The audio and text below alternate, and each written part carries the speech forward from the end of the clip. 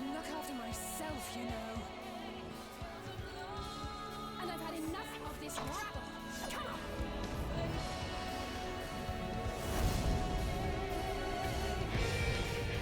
As the chaos spread, the stars seemed doomed to unravel, and yet...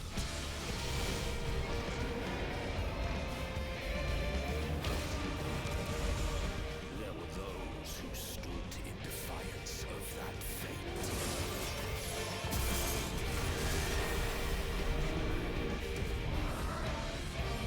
The hour is come, creature. It's all or nothing.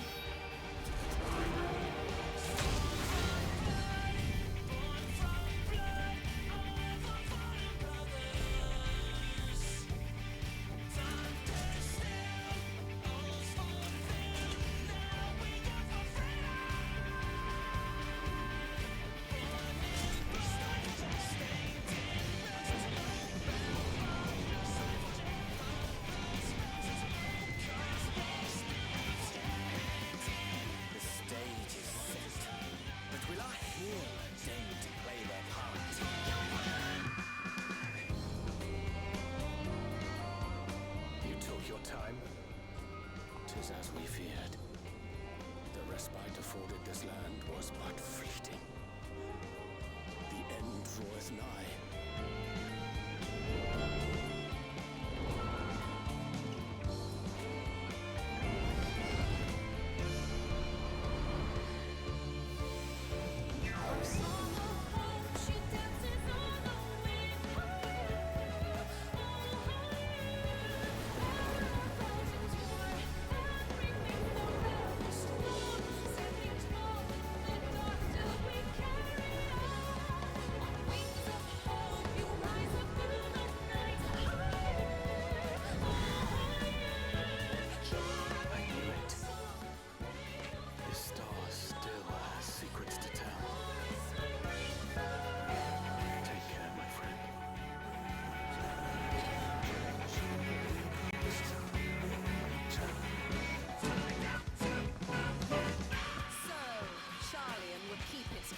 While the world is lost to ruin.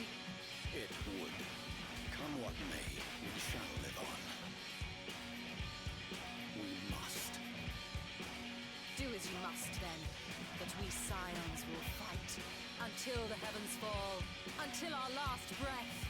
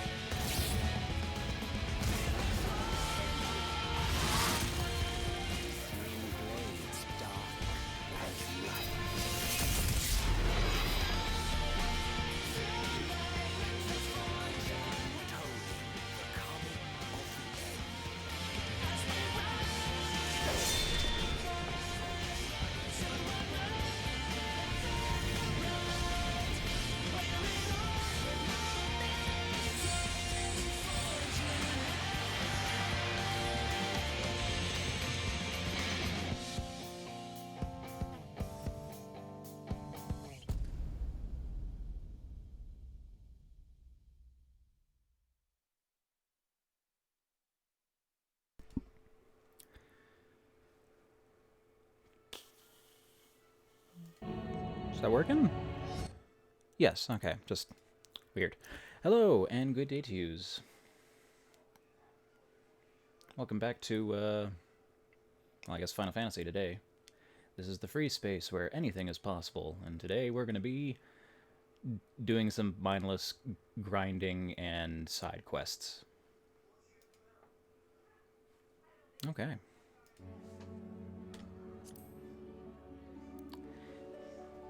Is my frame rate still god-awful? Looks like it.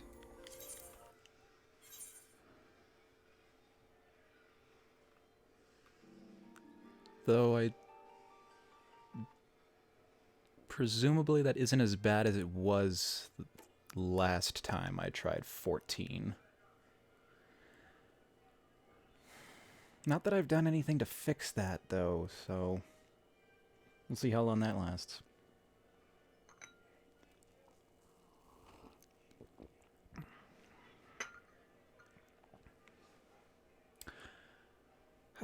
What shall we do today? What shall we do?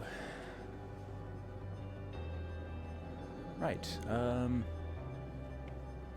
I was working on fishing, like a good boy. Finally got around to doing a bit more of it and getting a little more comfortable with the class.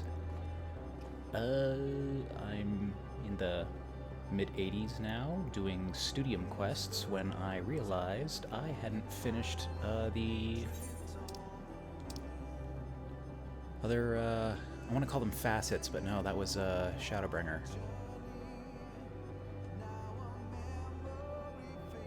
Little Charlie.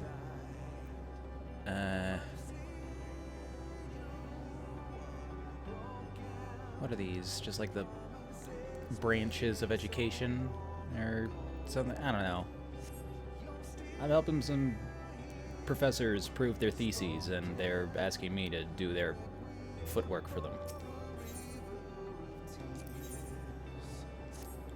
And I happen to be an Ultima Thule, so I might as well do some dailies for just a little bit of bonus XP.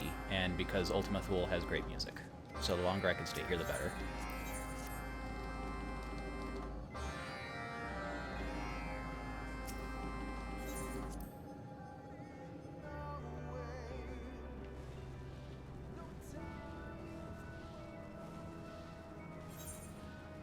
Wait, can I? Oh, yeah, no, I don't do a lot of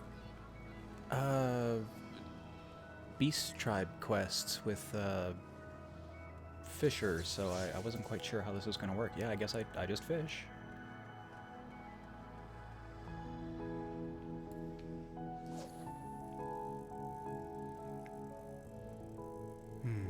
A more subdued version of that tune.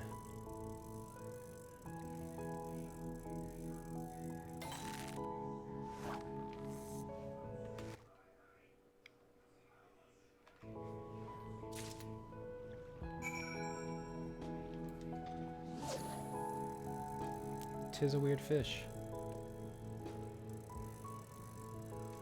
Presumably I can't catch much more here in Elysian.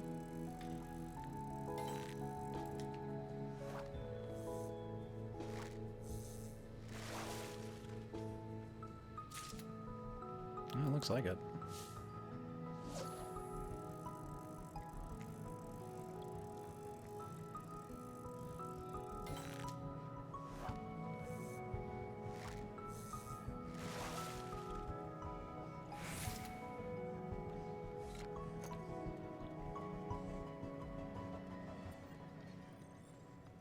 And a cosmic sponge. Alright.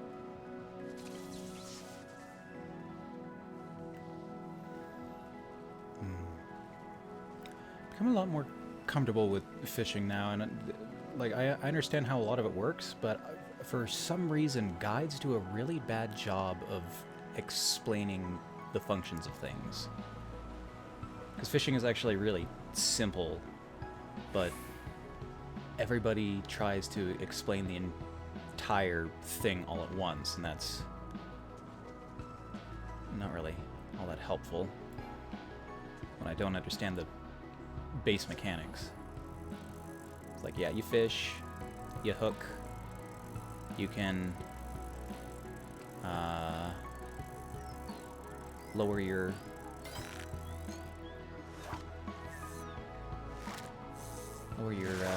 chance of hooking a fish to increase the odds of getting a bigger fish.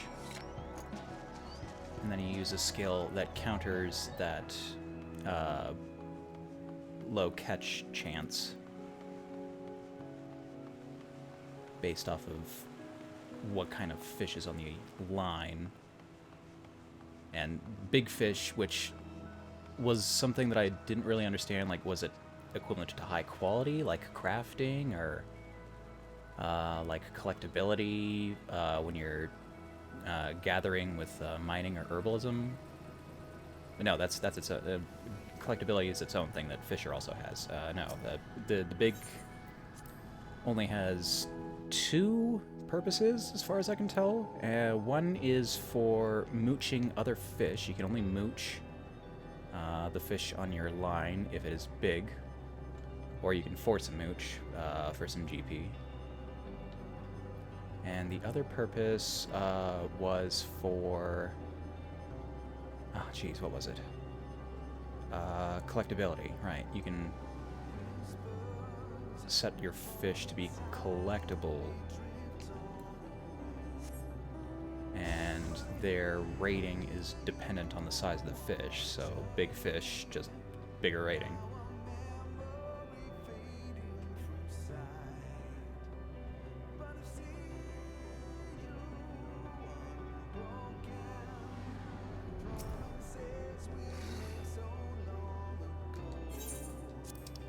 And I think that really only matters for turn-in.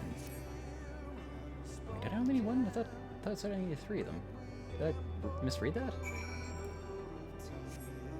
Oh well.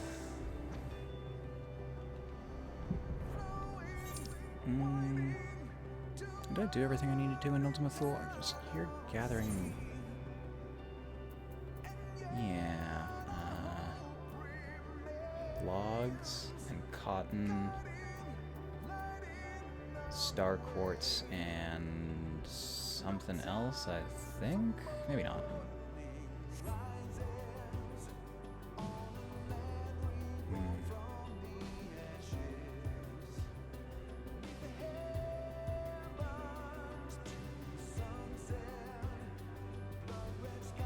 Jeez, now as I'm looking at it, I can't tell if my game's frame rate is just bad in general.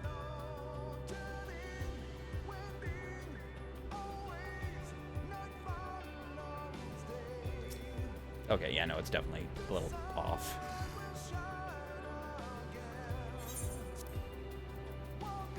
Have a sponge. For cleaning dragon teeth, I guess.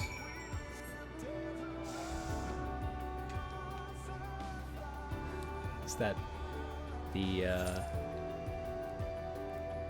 Omicron's way of apologizing to the dragons?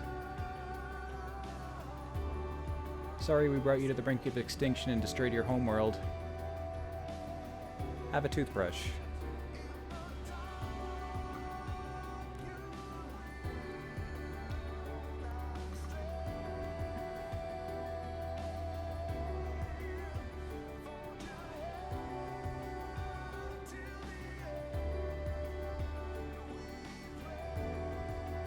Oh, and in my journeys of fishing, I've also discovered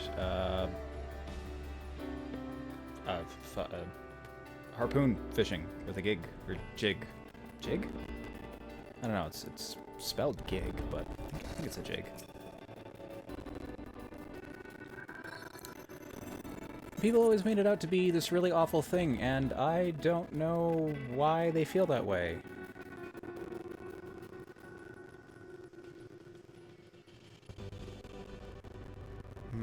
Slice of bread, an apple, or a rice ball.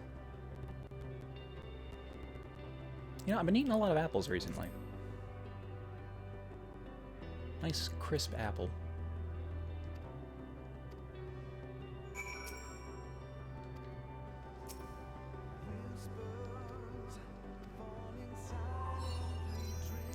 Was that apple eating experience sufficient?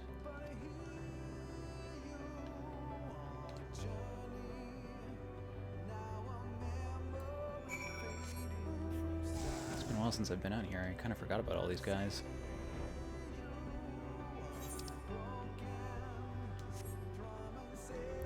But with new patch content, I needed to get back into this, but I was a little busy playing Tears of the Kingdom, so I had to wait a bit. Ooh.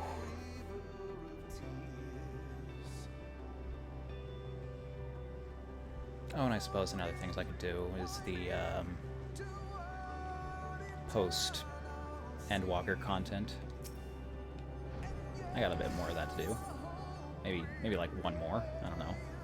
I can't remember how many of those instances there are.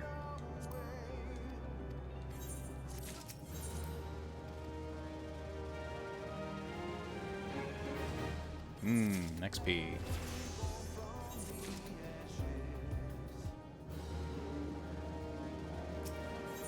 And you.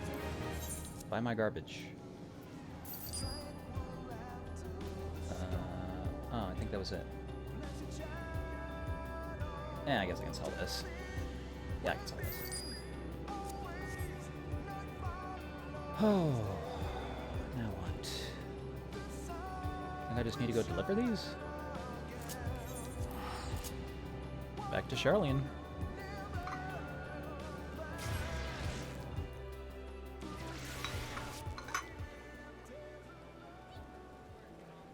Everybody's got their umbrellas out. Ooh, nice umbrella.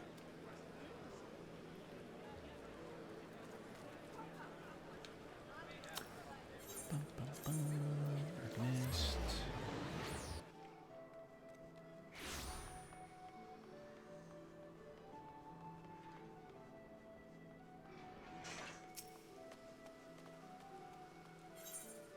Oh, and I've got a bunch of... Yeah, I don't think I can hand in stuff for scripts in Charlene.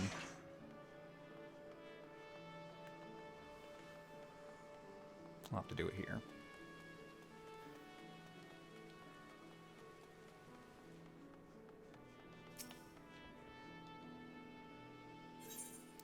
Please take my lettuce.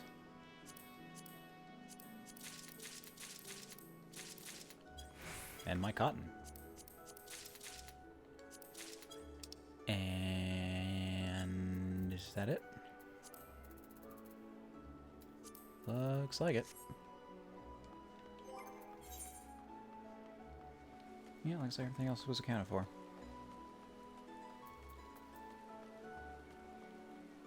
Oh, shoot. I flew right by that when I was running through Abyssos.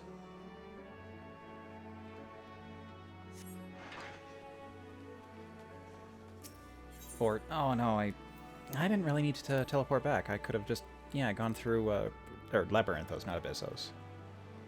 That's where I'm headed next.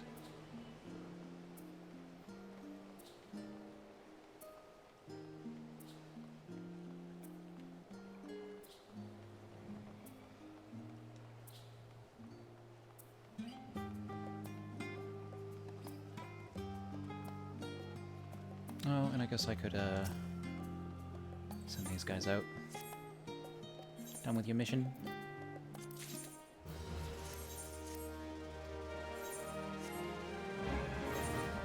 And you.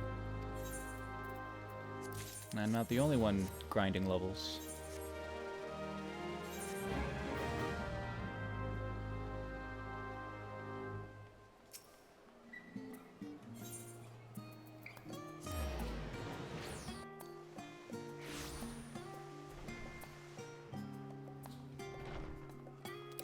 Okay, Professor, I caught some rare fish for you.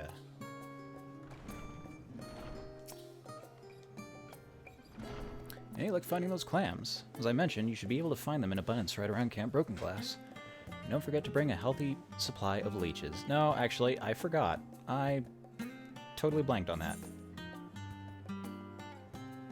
Okay, well, might as well remind myself. I need a collectability of 184, which means I need to find clams that are 1.84 ilms long.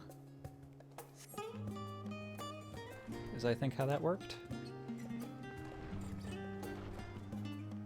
Which I should be able to guarantee if I get large catches. It's these guys I can do stuff for right now. Right, okay. Goldsmith. Go to studium deliveries. Oh! Did I not get chondrite? Oh Oh man, I got everything else, but I think I forgot the chondrite. Shoot.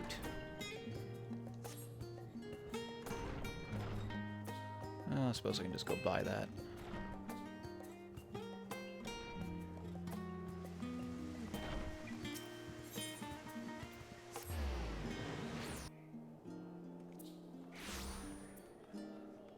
I sure hope I can just go buy that.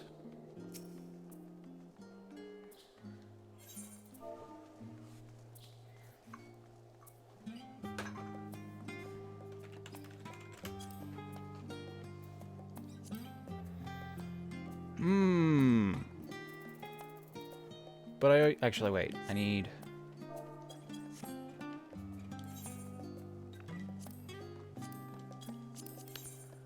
I need 6 of them, so I would need 30 chondrite.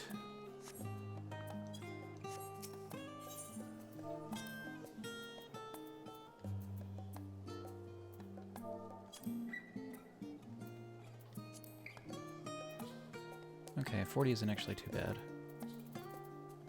And I'm not getting much better, so 40 it is. Okay, I'll just do it right here. Crafting, can only do as a smith.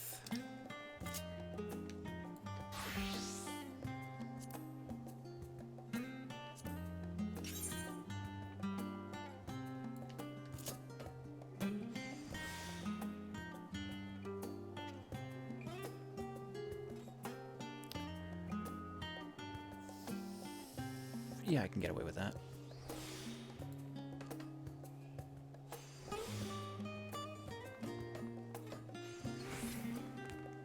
Cutting it close, but that's fine.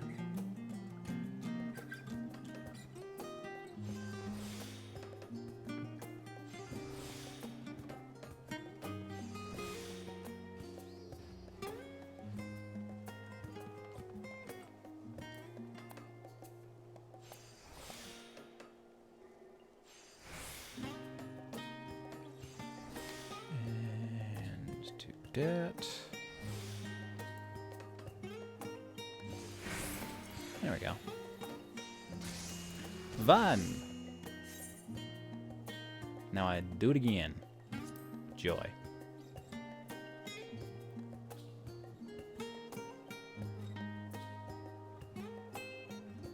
Oh wait, no, I've got so much mithrite because I was using that for something else.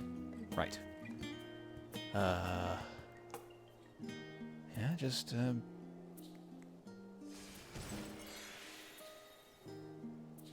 know, I already did a trial synthesis of the item. I don't think I need to worry about getting high quality ingredients. As long as I make them.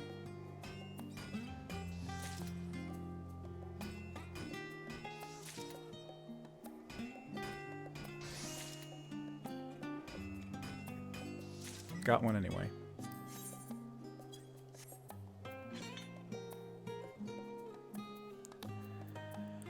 I'm gonna need 12 of these.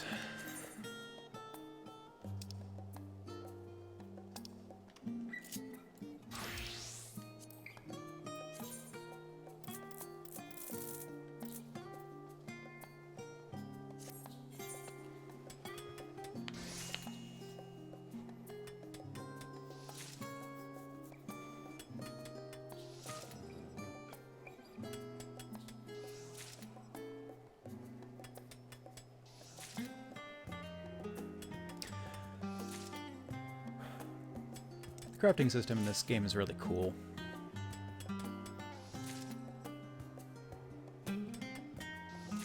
I can do this if I don't really care about the quality of my materials, like I was playing World of Warcraft, or any other game with a basic crafting system. Or I can personally work on the piece to try to get higher quality or collectability rating, which is going to be necessary for some stuff. I need to find out a new crafting rotation that'll work for the, oh geez, one of those things, the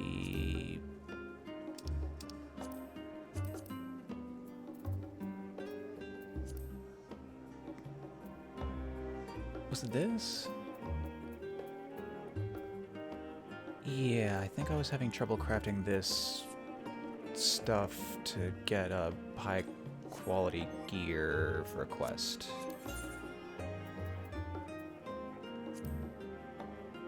An adaptive tool. Right, the Splendorous tools. They're hard. As are the turn-ins for Sky Builders. Maybe if I tried doing not the absolute top tier sky building materials. But I did the math and like I think I've got Bis. Okay, that's not Bis, but like these are the best quality things I can craft. Not with the best materia slotted into it, mind you. Still need to overslot or overmeld.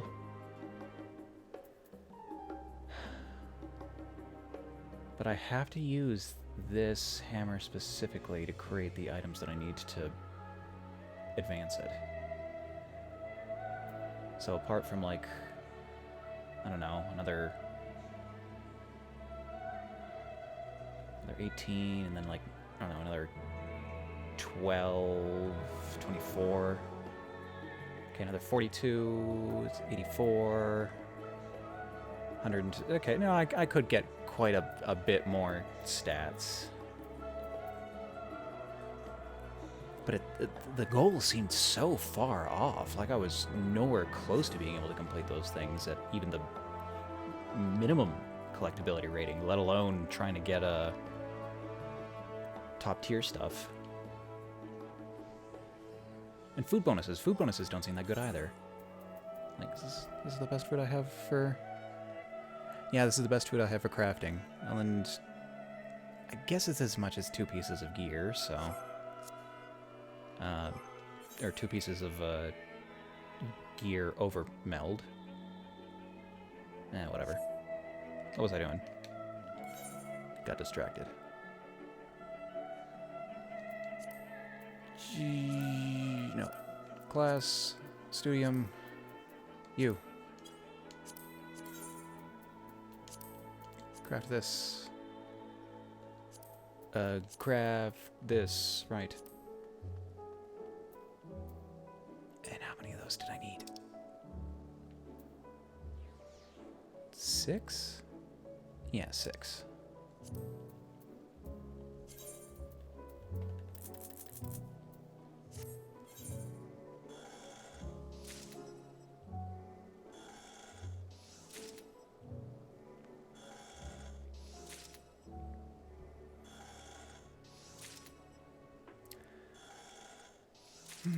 Nice, boring, lazy crafting day.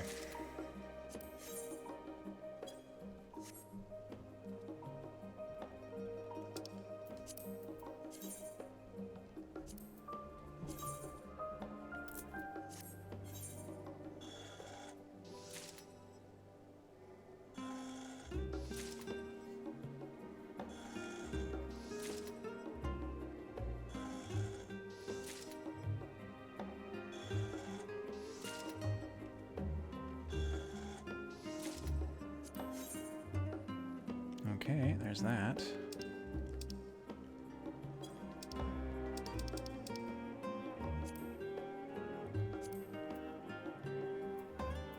Now to actually craft the damn things.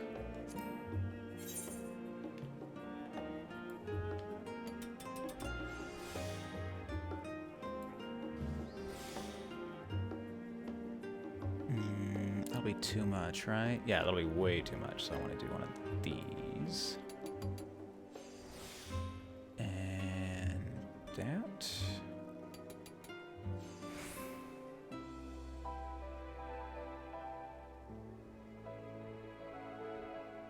And 525 isn't going to be quite enough to finish it.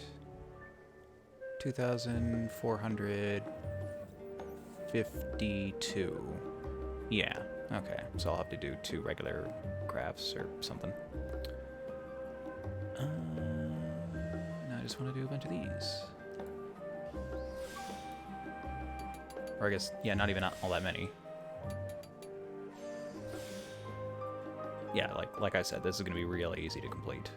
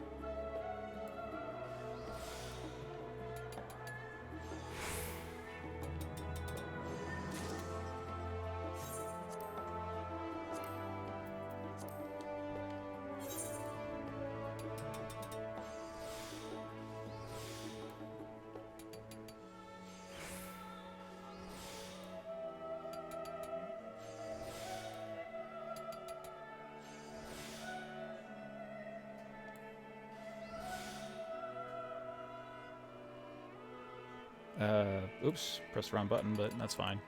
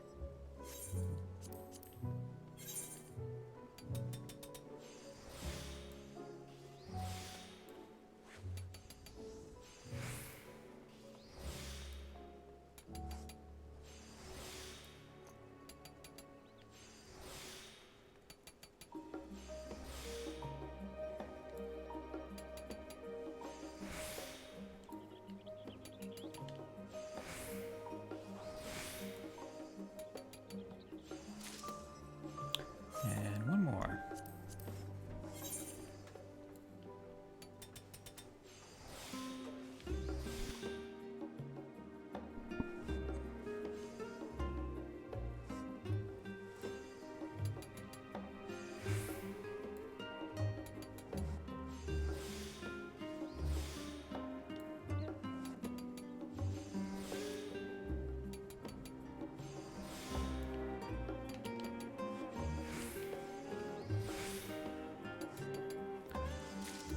Okay, goldsmithing done.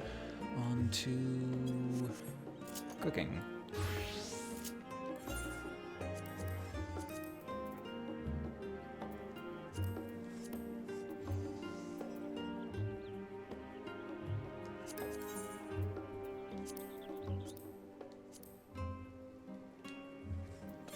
I need... Right, I just need to craft all those. I'm gonna need 6, 12, 24?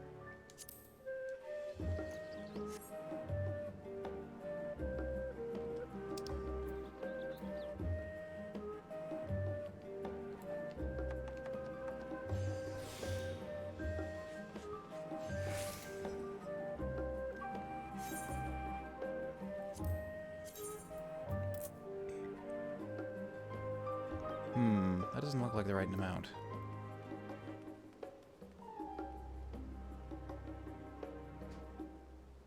Oh, because I make batches of... Okay.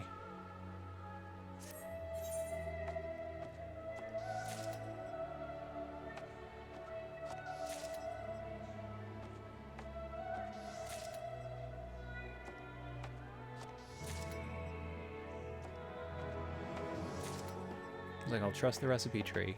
It tells me I need 4 of them, and I...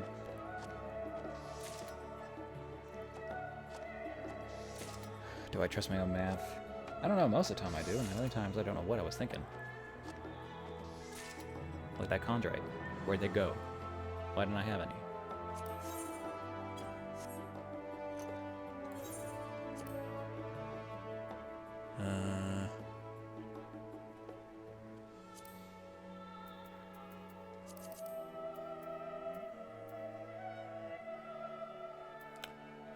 I'll have 29 left over, which gives me enough to make...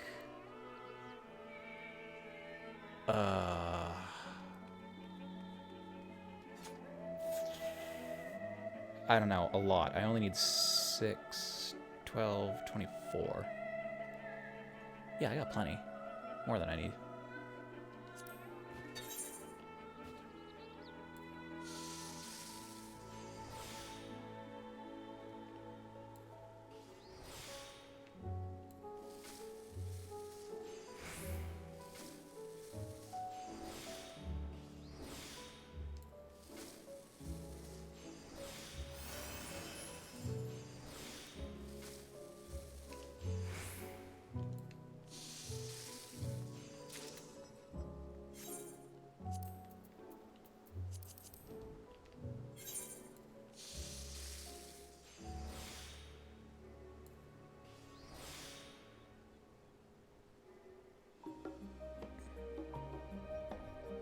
Oh, shoot, what am I doing? Is this the right... Yeah, no, this is the right thing to do. I think. Oh, fuck, did I screw it up already? Nothing, alright.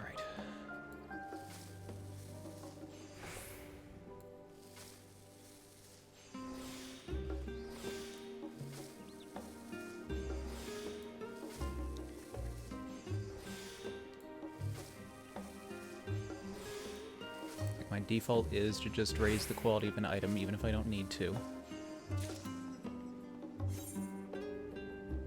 Okay, yes, I've got 2 of these things. Where are they? 420, 420. Okay, yeah, it's good. They're both... Everything's max rating right now. That's what we like to see.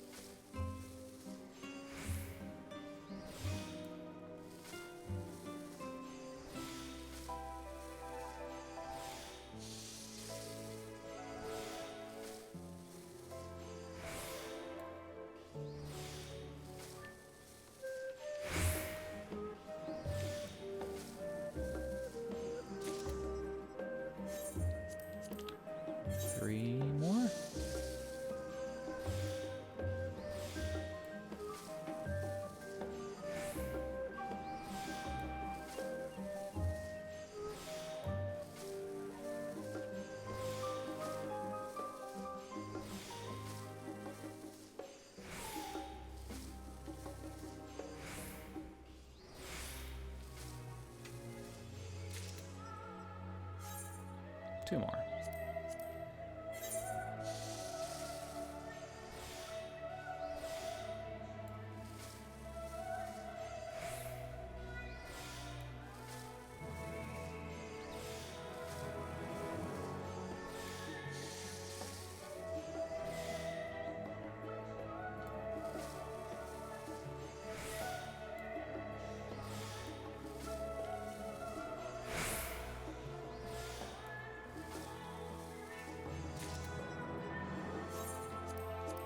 Last one for these.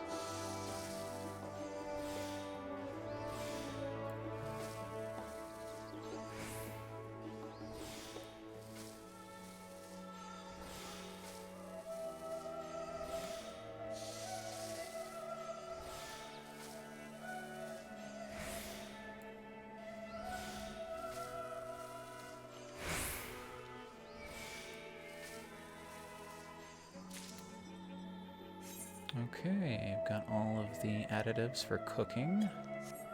And now this one makes not a lick of sense to me, so...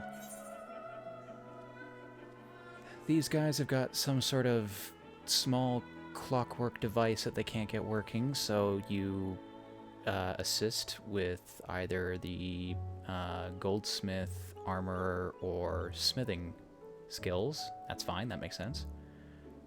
This person is trying to make a shelf-stable meal replacement with all of the nutrients that you'll need. So to do that food science stuff, you get the help of either an alchemist or a cook. Also, fine.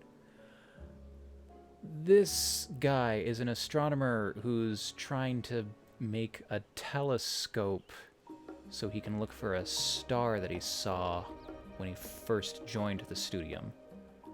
And to help him repair the telescope, you employ the you employ the skills of either a weaver, a leather worker, or a carpenter. The fuck.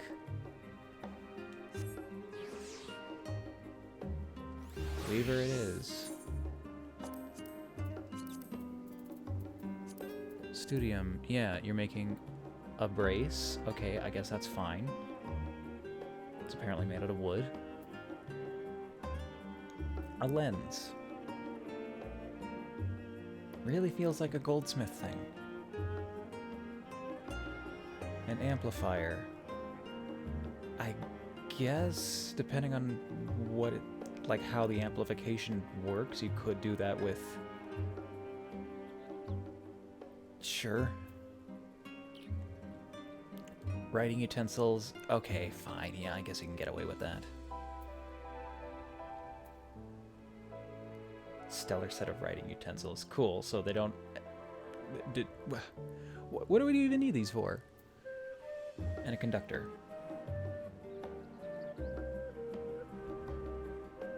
Project aether captured by the star lens onto water.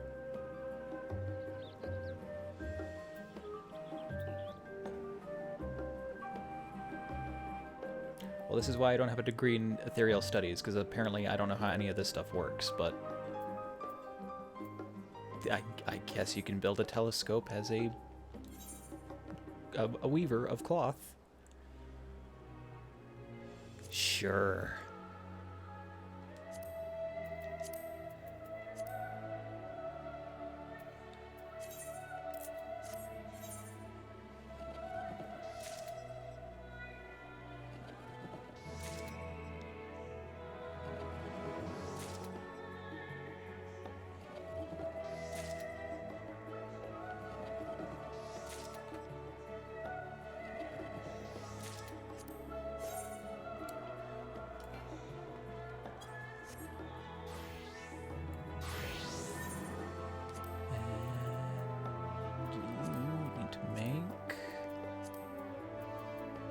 Some leathers.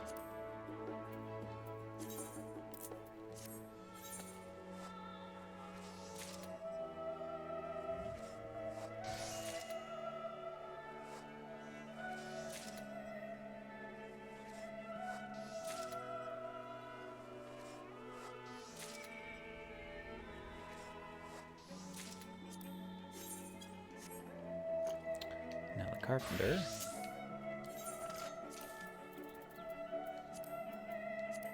Makes some lumber.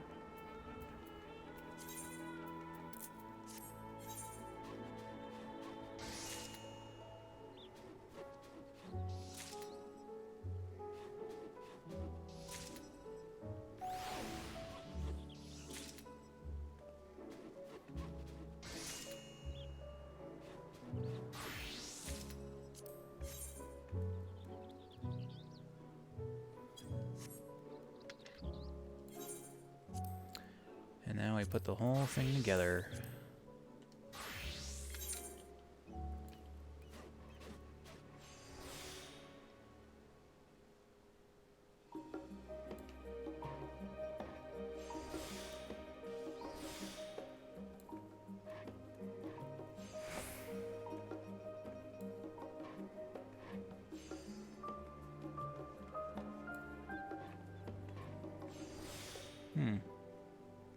I don't seem to be quite as good at crafting, or carpentry.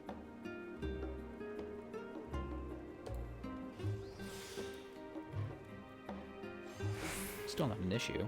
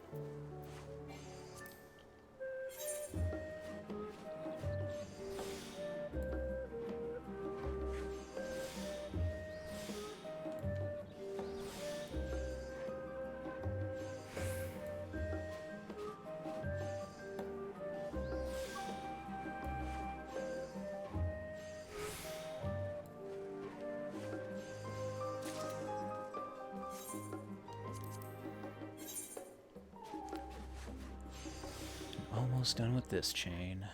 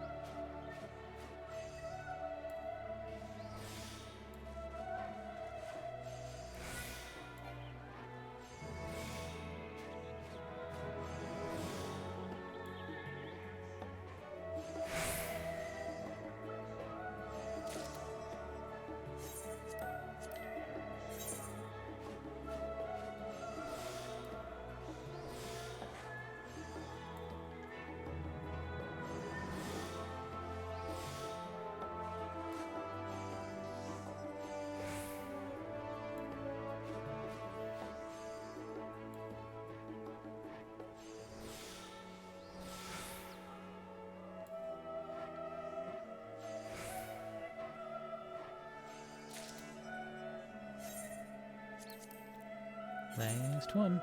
Then I can move on to doing something a little more exciting. Like sitting in front of a fishing hole.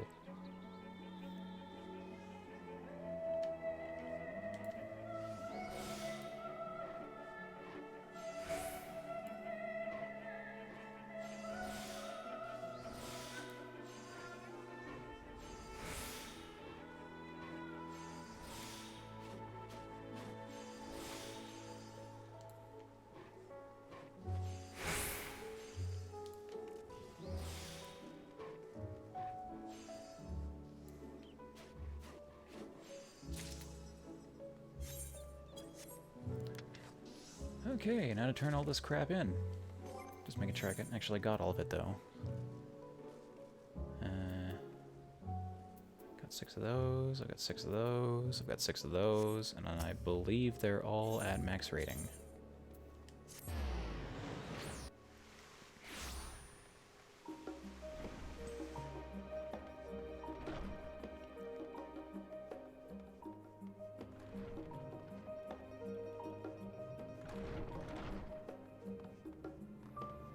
Okay, I have your, what did I even make? Ethereal conductors. I'm counting on you to make me some ethereal conductors. They will allow me to project the ether captured by the starlands onto water. 2, 3, 4, 5, 6. You have my gratitude. Truly, I am blessed to have crossed paths with the craftsmen such as yourself. I believe our fateful union is what shall lead us to the rediscovery of the Azure Star.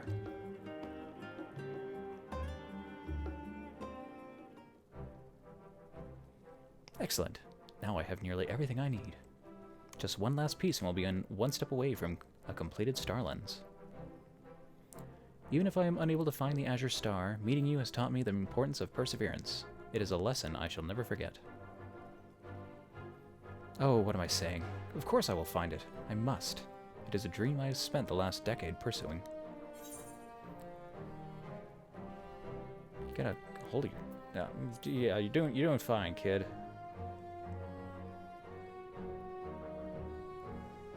Is that window open?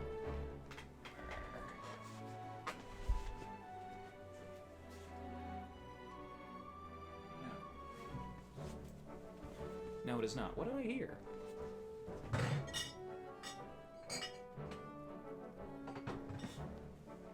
Me.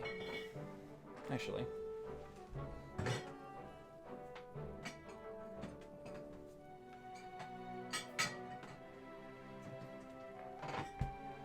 Forget the alcohol. I want water.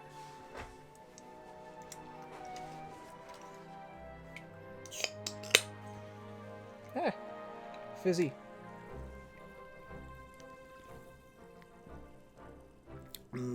Water.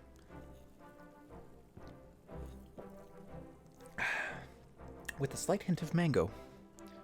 Ooh, that's really refreshing. When you find the time to craft the final missing piece, please come and find me. I will be here eagerly awaiting your visit. Fumbling over my tongue. Thanks to his support, the fire in my heart grows by the minute. In fact, it feels almost as though Ifrit has taken up residence within me.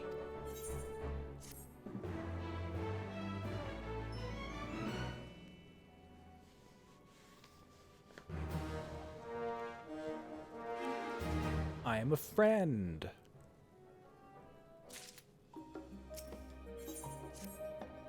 What's next, Jude? My dude. Thanks to you, the completion of the Starlands is in sight. Without you by my side, I would have no doubt given up before the journey even began. And I speak not just of finding the Azure Star, but also confronting Jeremiah as to why he quit astronomy. Words are not enough to express my gratitude. Now here we stand at the finish line, and I have one last request to make of you. Channeling magic into the Starlands requires a wand. Would you please craft one for me? Just one wand? Don't want 6?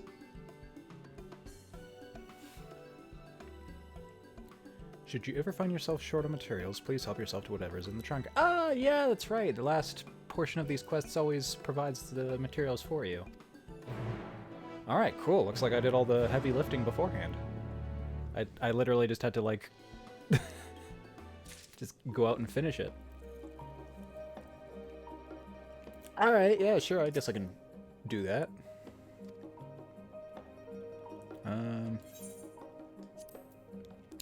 One star lens of high quality.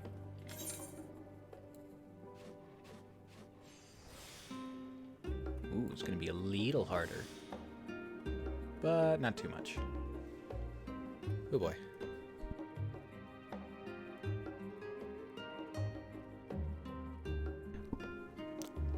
I felt it.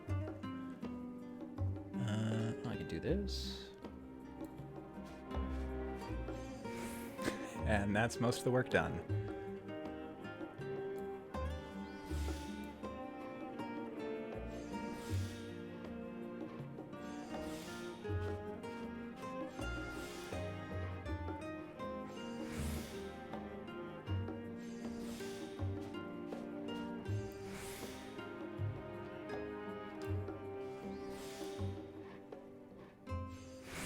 And boom.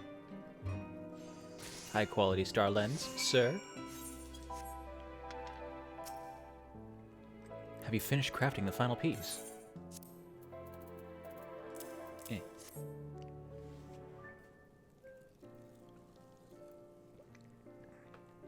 That's a rod.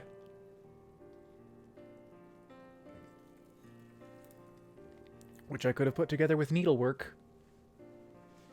It's absolutely perfect. Now that I have the necessary parts, all that's left to do is search for the Azure Star. When that time comes, might I be so bold as to ask you to join me? There's also one other individual I wish could be there. That being said, there is no guarantee that the Azure Star even exists. I do not wish to disappoint them again. Even so, I would like to search the skies once again with Jeremiah. After all, it is a dream we've shared for a decade. Not at least asking would be a form of betrayal in itself. Given the time, he is most likely at Ox Landing reciting poetry with his friends. As soon as I finish putting everything together, I will go straight there. Please, wait with Jeremiah for me at Ox Landing. Put the book down and recite some poetry with us, nerd. I'll be in the quad if you need me.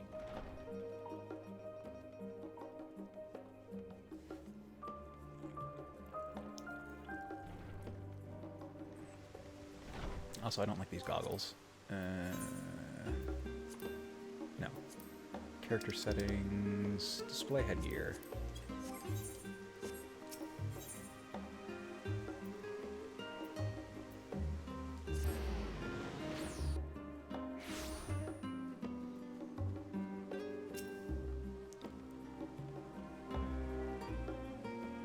Man, Jeremy is such an out there name. It's a lot like Throckmorton.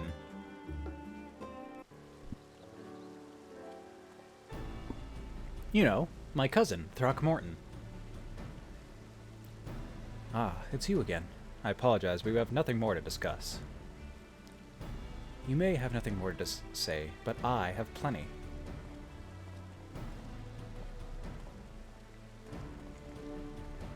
Jude. The Starlands that Zack and I have been working on is now complete. It would mean the world to me if you came to watch me begin my search for the Azure Star. I'm sorry, Jude. I'm afraid that is something I cannot do. What do you mean, you cannot? This is your childhood friend we're talking about. You should go with him. The Azure Star truly doesn't exist. Isn't it your duty to be by his side when he learns the truth? You don't understand. I searched for a decade for that star. It is nowhere to be found. A decade. Surely you jest. What an absolute waste of time that was. Ah, there we go. I thought his friends were actually going to be really understanding for a second there. Psych! To think you were this close to throwing out all the best years of your life chasing a figment of your imagination.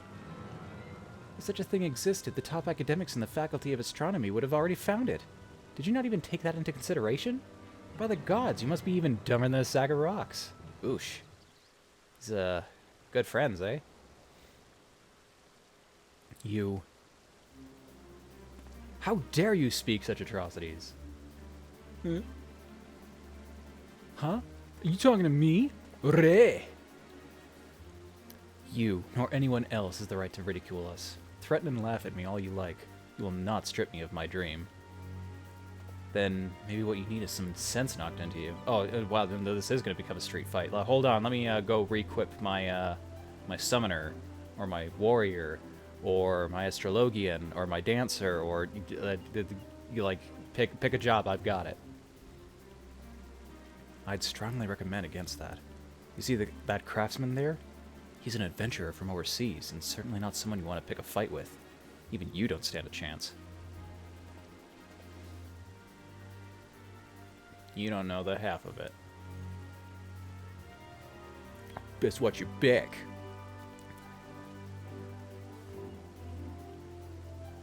The bookworms will be watching ya.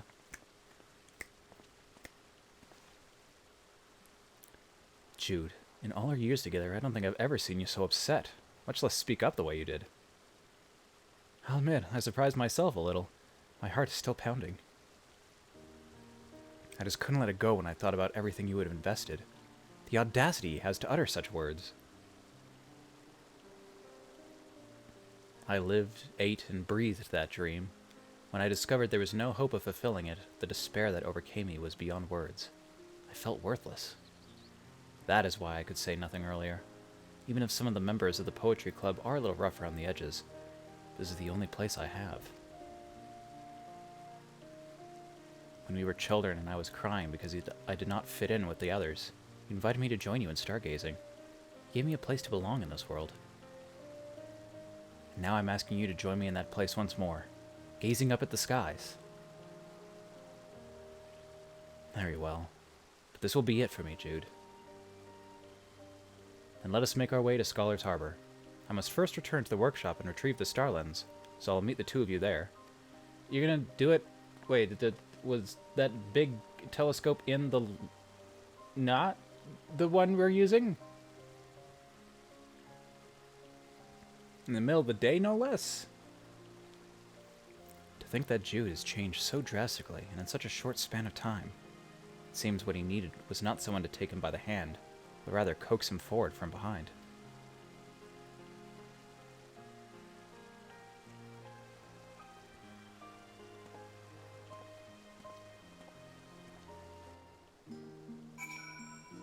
Alright, to the harbor.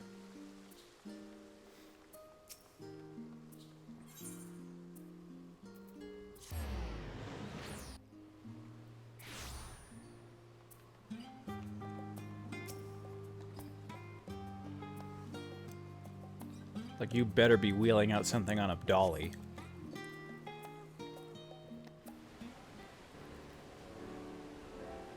And wait until nightfall. Ah, but there's still so much light pollution around, man. You're standing under a street light, for God's sake.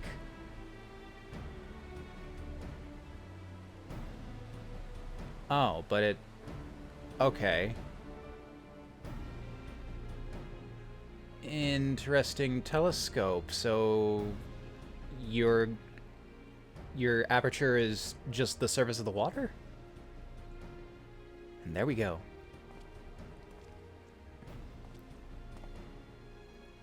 Let us begin, then.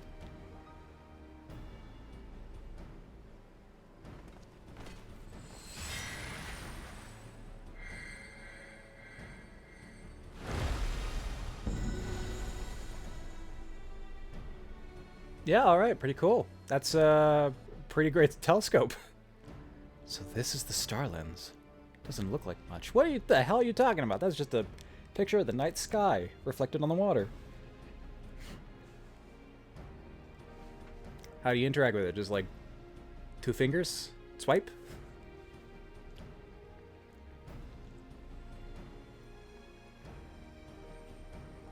"10 years ago on that fateful day, we were attempting to observe the constellations aligning with the 5th heaven's gate. I will begin by positioning the star lens in the same manner."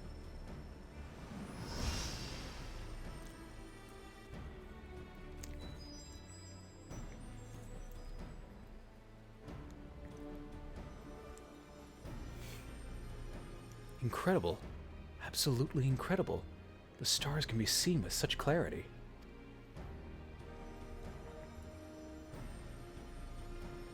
However, the azure star we saw back then does not shine among them.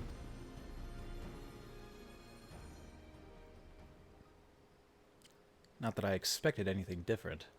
After all, one cannot see, even with the state-of-the-art technology, that which does not exist.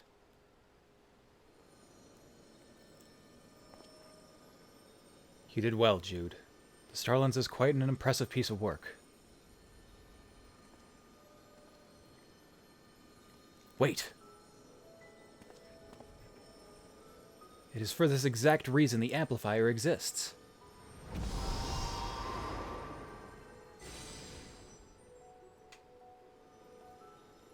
Or do we need more?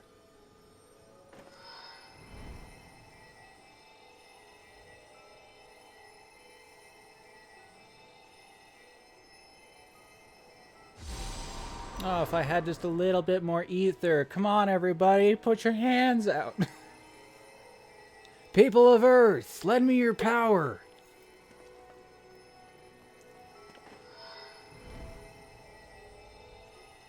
Jude, I want to believe it exists just as much as you, but...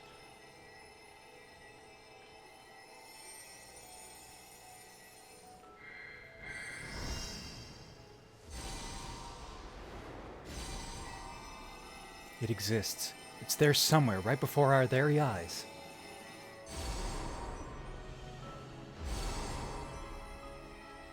Please, reveal to us your brilliance once more, just as you did 10 years ago.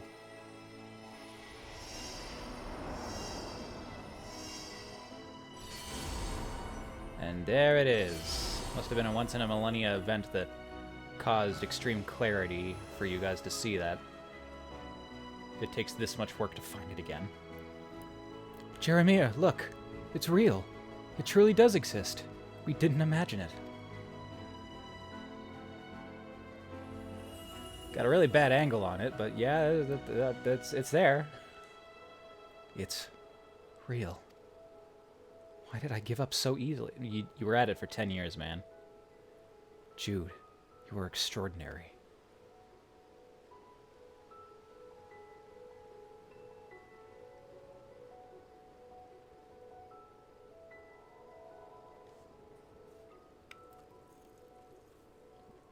Looking at myself.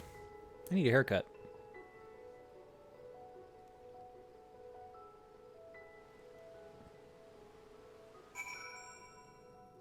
I do have the razor upstairs. Could just go for a full buzz again. Zach, it is all thanks to you that our decade of hard work did not go to waste. Which reminds me, did you see where Jeremiah wandered off to? He was with us when we entered the stadium grounds. Ah, look at you with your old duds. Ah, yes, this feels much better. Now that's more like the Jeremiah I know.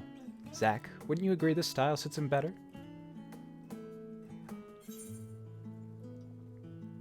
It's fine. Everybody wears the same threads. I don't much care for it. Some nice fabric. You know, wear whatever's comfortable.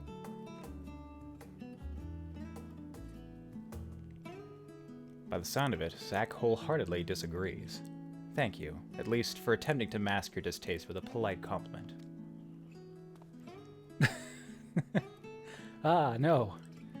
Either way, I've finally come to realize that simply transforming my appearance does not change who I was on the inside. But that is neither here nor there. What I wish to talk about is the Azure Star. There's something about it that's been niggling at the back of my mind. How is it you succeeded with an ancient lens made of water where the latest, most advanced equipment at the studium failed?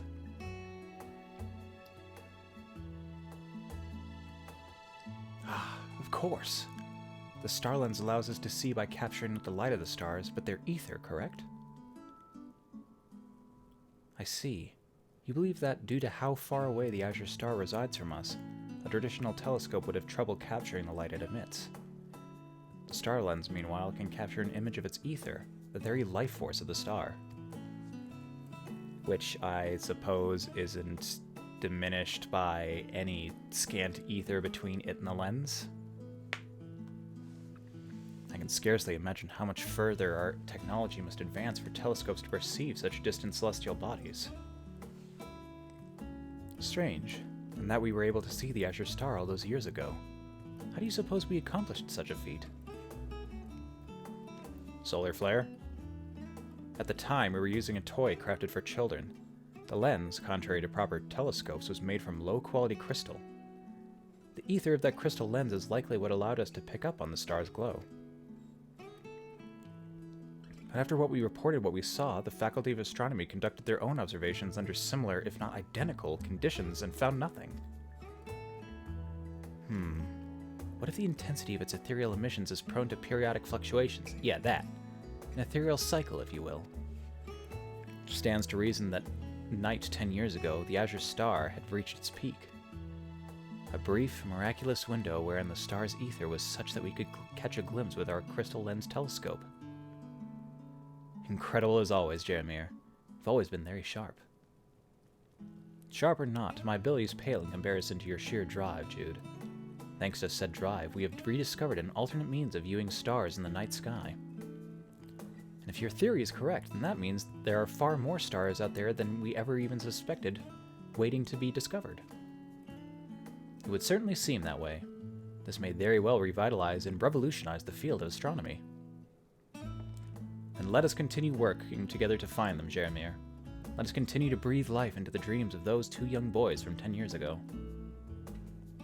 Jude, you forget I am no longer with the Faculty of Astronomy. In case you've already forgotten, I'm a rather persistent fellow.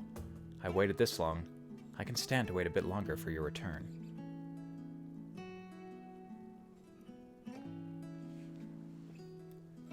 I cannot argue with that. Whatever, man. Just swap your major. Most of the credits will transfer anyway. Never did I think when we began this journey that it would come to such a spectacular end. Thank you once again, Zach. While our time together was short, it was incredibly fruitful. I am devastated to have to say goodbye. We, however, shall continue to reside under the same stars. When I want to remember our time together, I will simply look to the skies. I pray we will meet again. You shall always remain a treasured and true friend of mine. He nodded. The fires of Ifrit, nay, the Phoenix have taken up residence in my heart, where they will continue to burn forevermore.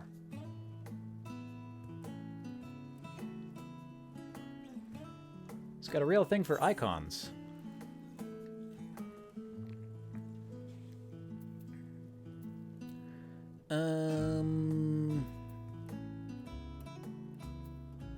CP and control were the most important things to have. How many of these do I have?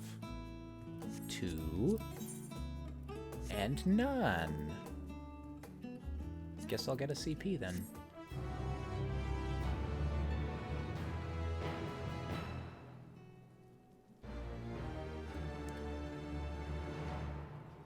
Hooray! All done with that one.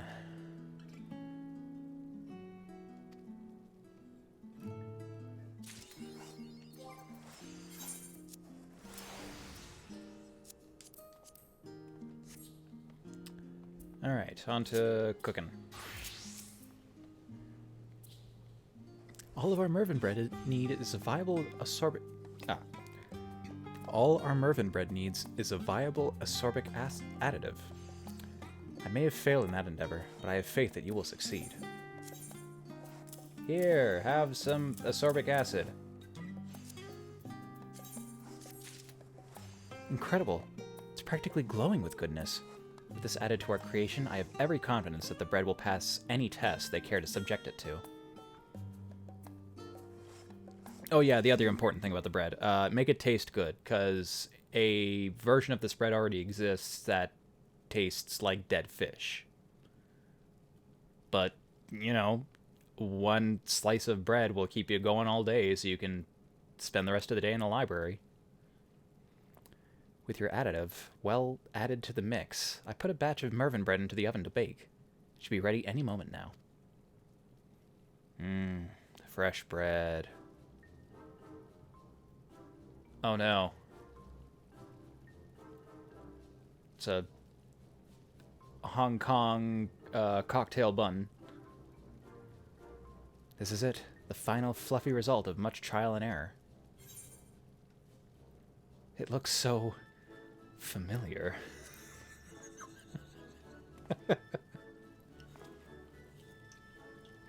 Well, have a bite. Well, if it's good for me and it tastes good, then I suppose...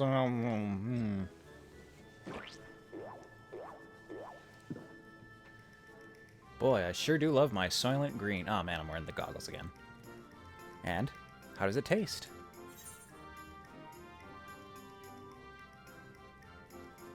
As amazing as it looks.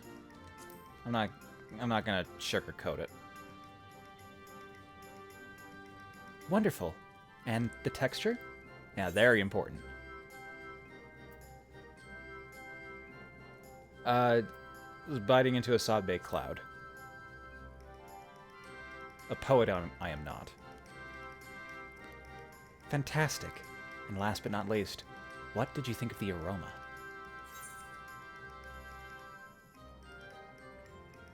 Luscious, savory smell is to die for. Nothing like good, fresh bread. Exactly what I thought. All the disparate elements have come together so well. Flavor, texture, aroma, not to mention a perfect balance of nutrients.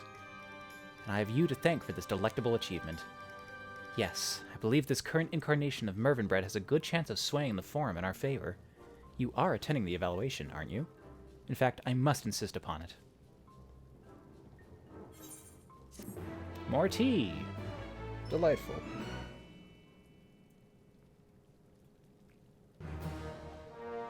Consummate baker.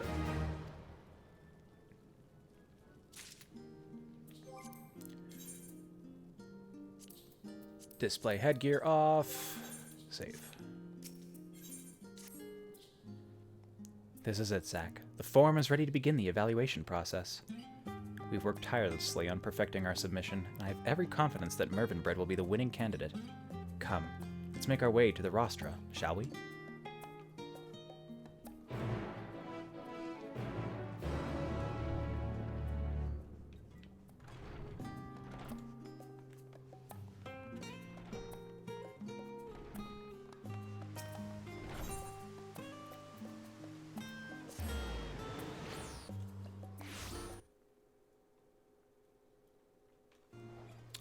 It's a good thing I'm never doing anything too intensive, because...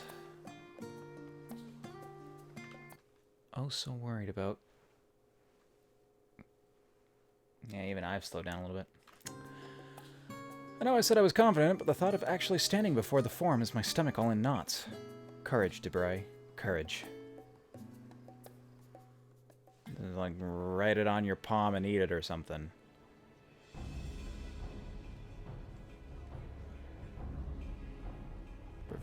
You need some sort of little ritual to sharpen your nerves. Esteemed colleagues, we have convened today to evaluate and select a suitable candidate for our proposed meal substitute.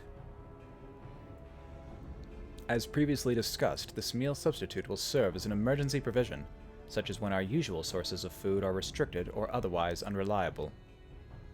To be considered viable, a submission must satisfy our stipulated conditions, namely, that it must be possible to prepare the meal using only the ingredients available in Labyrinthos, and that it also provides all the nutrients necessary to sustain day-to-day survival. Our first of two candidates is the Panaloaf, submitted by Professor Gaveleroche, with whom I am sure you are all familiar. Yes, the standard, Scion bread? No. God, what was that crap called? Archon loaf. The second is Mervyn bread, submitted by one Miss de Broy, a student of the Faculty of Medicine. Members of the Council of Culinary Assurance will select one of these candidates following a thorough nutritional analysis and trial consumption of the samples provided.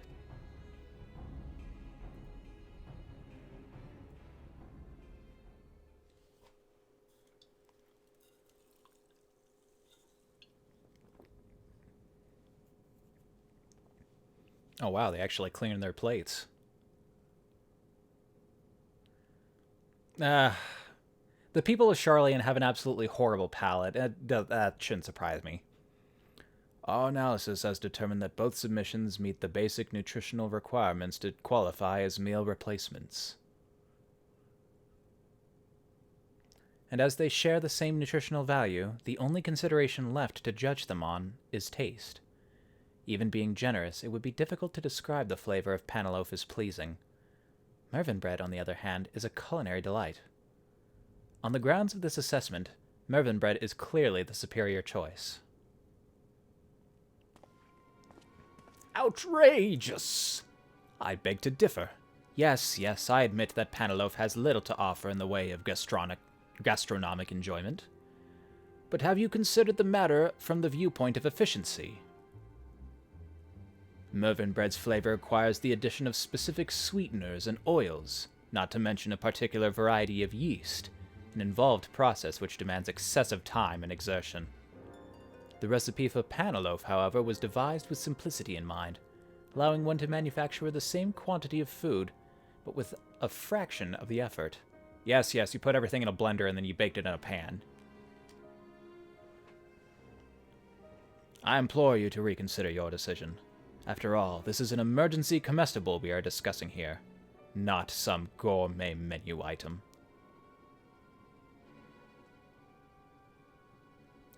You raise a valid argument, Professor.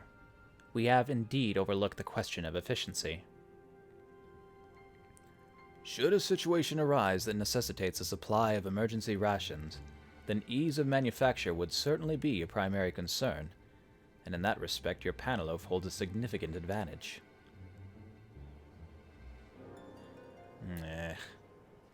You're losing them.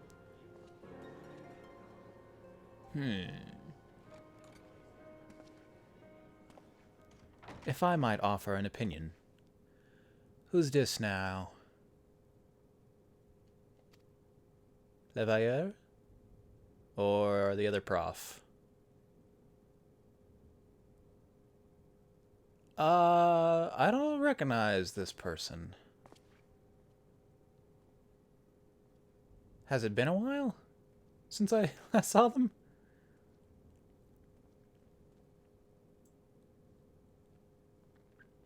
Master Flaugustert. To what do we owe this unexpected pleasure? Were you you were the person who originally created Panel Loaf, and then the guy we're on trial with is, like, adapting that recipe to be better, but also much worse? I don't know. Curiosity, mostly. I may be retired, but all this talk of a perfect meal piqued my interest. Wait, I know you. You're the old man who tested our bread at the last stand. And I know your delicious Mervyn bread. Or, wait, did that say Mevrin? Have I been pronouncing it wrong this whole time? It is an unfortunate fact that fine food is oft regarded with contempt here in Charlian. Many see the pursuit of gourmet cuisine as a trivial distraction, an inefficient use of one's precious time.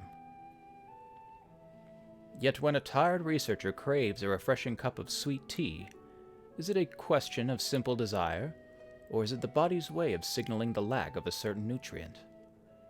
And what of the comfort afforded by those inefficient tastes and flavors? Surely we have all experienced the calm and reassurance provided by a hearty dish? The same principle can be observed when the soothing familiarity of home-cooked favorites. Why, when my academic cogitations are frustrated by some intractable problem, it is for that very soothing effect that I visit my beloved last stand. As such, I submit that taste plays a far greater role in our well-being than simple enjoyment. Imagine, if you will, a prolonged crisis, and then tell me which of these foods you would prefer to consume day after day after day. Yeah, travel rations will get you through in a pinch, but hardtack is not fun to eat. Faced with a struggle to survive, which of these meals would best serve to bolster your mental and emotional fortitude?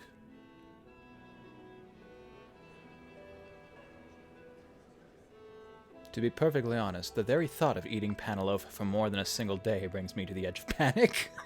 Hardly a state one wishes to be in when dealing with a crisis. Yes, even when taking into account the additional effort required in its preparation, a satisfying meal is more like to contribute to a rational frame of mind, which in the long run may prove to be a more efficient benefit.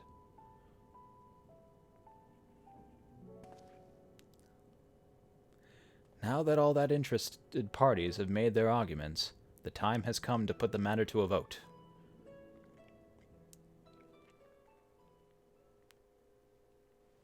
No rebuttal?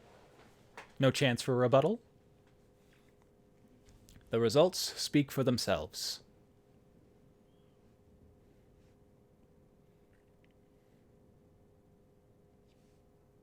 Panaloaf, 1 vote. Mervyn bread, 5 votes. Congratulations, Mr. Broy.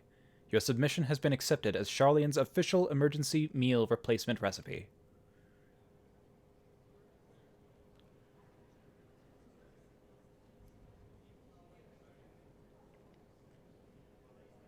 You gonna take this loss with grace? No.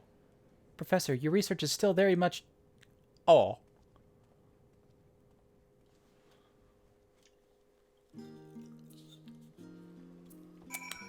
That old fuddy-duddy. Oh, that was a near thing. At least until our last stand supporter chimed in. I never knew he was a former member of the Forum. I'd say we can safely call this the end of the matter. Although there is one last thing I would like to ask of you, Zach. Despite his rigid way of thinking, Professor Galvaroche is not a bad person. Perhaps I can make him a nice meal to soften the blow of his loss. With a little expert help. I'll get my apron. Oh, now I'm thinking about that. Did I ever clean my apron from Halloween? I know I didn't do it the previous years. It was still coated in, like, dried pumpkin guts. I knew you couldn't refuse. When you have a moment, come and meet me at the last stand.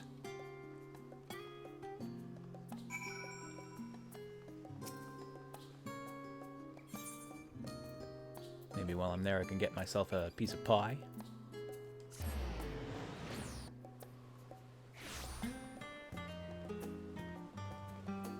A nice sandwich, perhaps?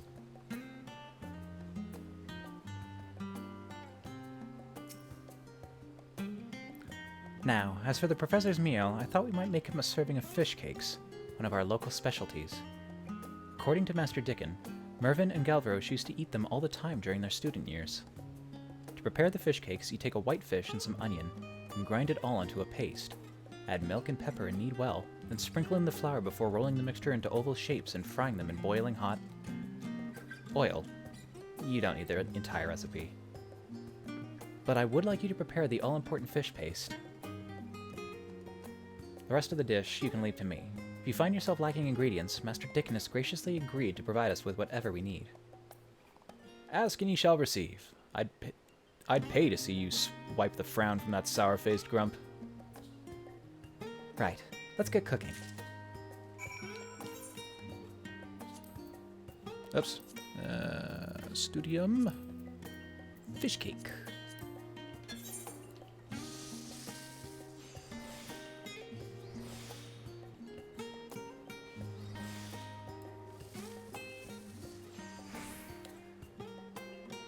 Uh, 712 is gonna be 2,692? Yeah, too much.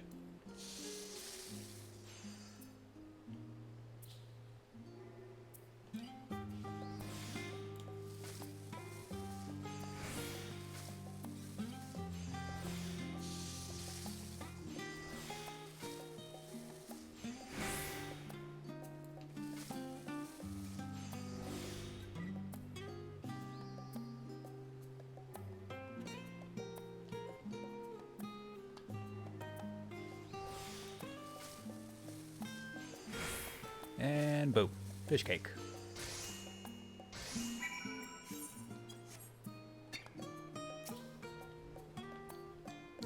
How's your part of the recipe coming along?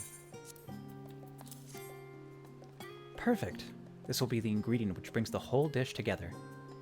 I've already sent a message to Professor Galvaroche asking him to meet us here. Hopefully he hasn't eaten yet. Somebody's got to eat all that disgusting panloaf.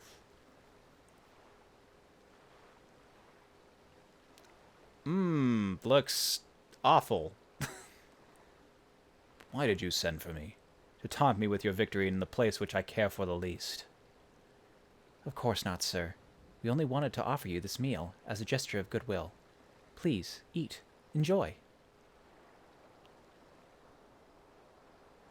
With a single floret of broccoli and some lime wedges. Yeah, citrus and seafood go together pretty well. That was good.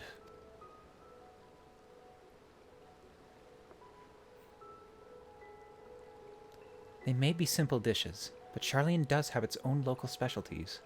The art of quality cuisine was never wholly absent from our culture, despite what people think. I would never argue the importance of nutrition, but I believe what Master Jalvaz says is true. Enjoyment of a meal tends to encourage digestion, and thus a more efficient intake of nutrients. When I first proposed the recipe for Archon loaf, I did so with Mervyn in mind. He was always so focused on his research that he neglected his dietary needs, and I thought to devise a convenient yet nutritious source of sustenance. He was taken from me before I had the chance to complete it. I was grief-stricken. Angry at the loss of my friend, and his gourmet lifestyle became the target of my rage. Though it pains me to admit, he was responsible for his own actions. It was wrong of me to lay the blame on the thing he loved most. Loved too much, it seems. And after considering the arguments laid out at the evaluation, I am forced to recognize that taste is an integral part of my work. I shall begin research on a new perfect meal, one which will taste even better than your vaunted Mervyn bread. But Mervyn bread was never solely ours, Professor. It was your research and your panaloaf which provided the nutritional basis for our recipe. Zack and I simply improved the palatability while maintaining the balance which made it healthy in the first place. Mervyn bread is as much your creation as it is mine or Zack's. Which is why I implore you to continue improving it. With your resources and expertise, there is no one better positioned to solve the recipe's lingering issues with inefficiency. In that case, I shall need an assistant. Together, you and I will test the boundaries of what is possible in the fields of gourmet health cuisine. Speaking of fine foods, I do have one complaint about those fish cakes of yours. There were too few. I seem to recall the dish being much larger back when Mervyn and I used to eat them. Are there any more, perchance? Seconds, coming up.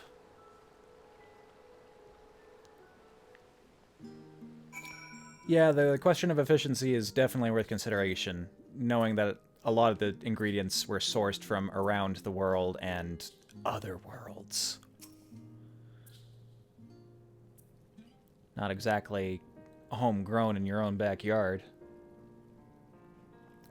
I do believe that was the first time I've seen the professor smile. I'm glad our fish cake special had the desired effect. My work at both the studium and the last stand has just begun. I have an entire city to convince of the benefits of fine dining. Fortunately, it seems the professor is on our side now. We can expect the laboratory's research to expand into taste-related fields, and as part of my ongoing mission, I will do my utmost to see that it succeeds.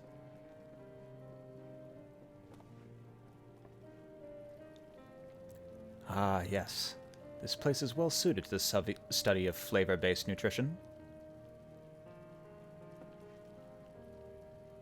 We begin our research into more efficient preparation methods immediately.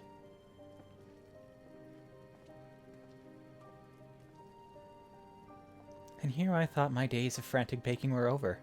I'd better wash out my mixing bowl. Thank you for all your help, Zach. I could not have asked for a more perfect kitchen mate.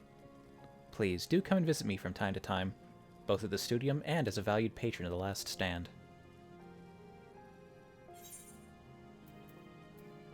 More CP.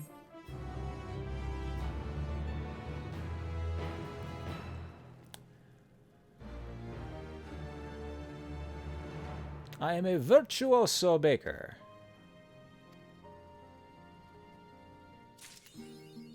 Two down, one to go.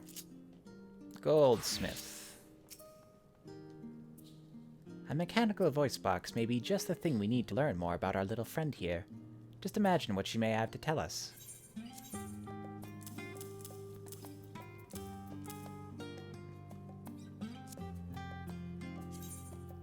And there you go. Oh, thank you. Exquisite as always. We'll have her talking in no time with a voice box like this. Oh no, I'm maxed out on crafter scripts. I don't know what to do with them at this point. I guess I can get 9th level materia. I'm gonna need some of that anyway. Alright, let's see if she speaks. Still flies. It said something. I think I've heard Mandragoras speak in a similar fashion. The Golden Yata says something. However, you haven't the foggiest idea what it's trying to tell you. Nah, goddamn goggles.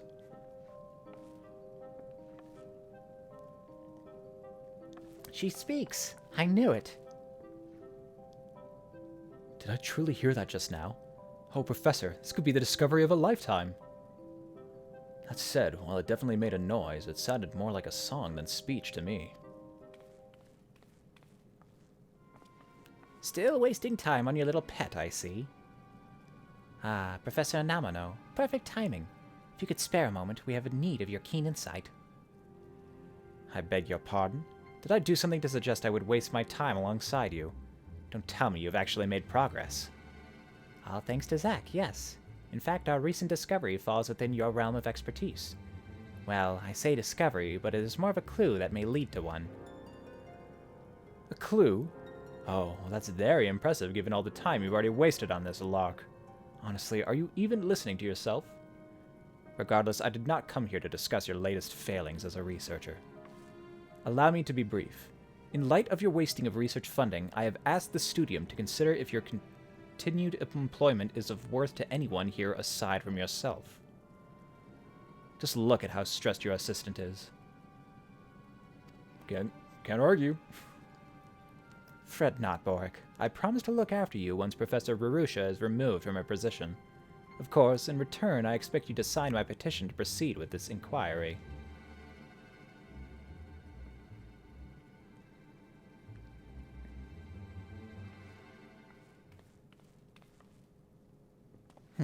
Well, that didn't go to plan, did it? Considering the linguistic nature of our problem, I was hoping Professor Namino might be willing to assist us. If only I had spoken up sooner. Perhaps it would not have come to this. Forgive me, Professor, but the day has given me much to consider. If you'll excuse me. Turncoat.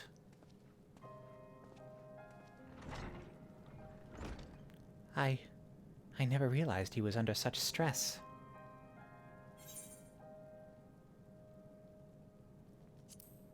You gonna go talk to him?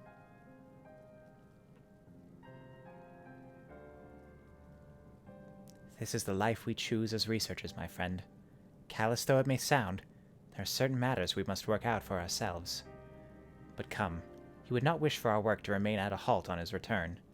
We must consider our next course of action. Presumably our final course of action.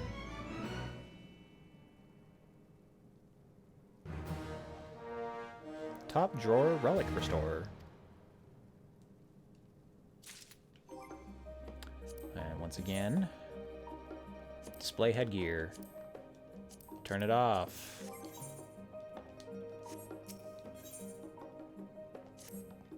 The Wayback Machine.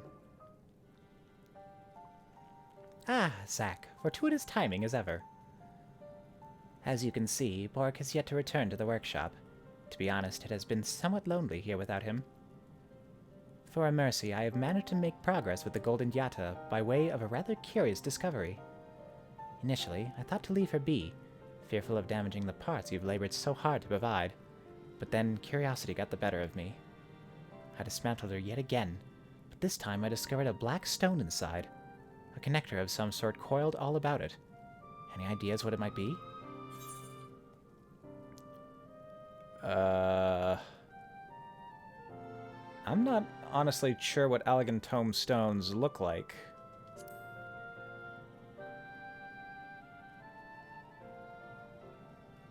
Ah, an Allegan Tomestone, you say? It doesn't have the customary patterns of a tomestone, but the texture is certainly similar. Based on where we found her, I very much doubt our friend here was created in the 3rd Astral Era. No, the 5th Astral Era is much more likely. Perhaps even the beginning of the 6th. It is entirely possible the people of that age, after unearthing Allegan relics, repurposed the technology. Or perhaps they merely drew inspiration from Allegan designs in their work. If this was meant to store records, which I believe it does, I would have expected it to serve as her core, much like the mammoths of Ul'dah. However, the Golden Yatta's core is an altogether different function, which is why I suspect the stone, and whatever knowledge is stored within, is meant to supplement the core, hence the connector I found wrapped around it. Tell me, little one, just what secrets are you hiding? Zack, would you be able to fashion a new connector for her? The one I found attached to the stone is clearly not working as intended. Ah, so we had garbled nonsense coming through. Honestly, what would I do without you? Let's not waste any time, then. We must finish our work before Professor Namino convinces the Studium to hold that inquiry. This may very well be the last request I ask of you. So please, any materials you require, but ask and I will see to the rest.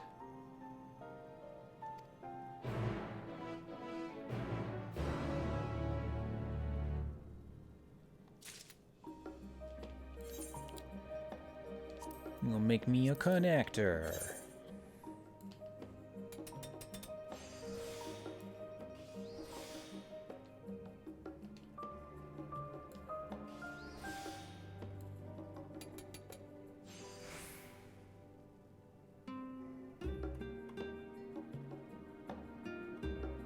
Yep. Gotta do a little one.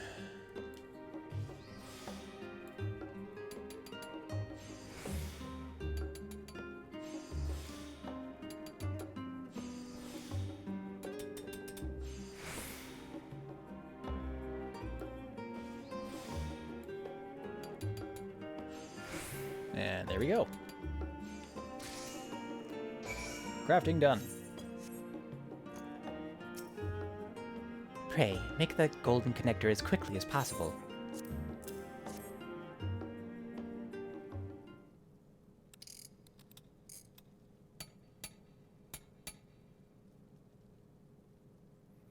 Excellent. The connector is in place. Now we need but insert the stone and see how she responds. Professor Arusha. Boric, so good to see you. If you're come to apologize, don't. You're here now, and that's all that matters. No, that's not it. I mean, yes, I am sorry for being away for so long, but... I came to apologize, Professor. I signed the petition for your inquiry. Your research is leading you nowhere, Professor, and I thought it better you resign than tarnish your legacy with this final project. So I signed the petition, and now Professor Namino has the signatures he needs to submit his petition. It was only after I signed that I realized my mistake. If that relic yet holds secrets of a bygone era, it is our duty to find them. But now we may never have that chance. I take it you've heard the good news. Professor Namino. The faculty are ready to hold their inquiry, Professor. I suggest you make your way to Learner's Meet, lest you miss the ending of your own career. You two may as well come along, too. The more the merrier, as they say.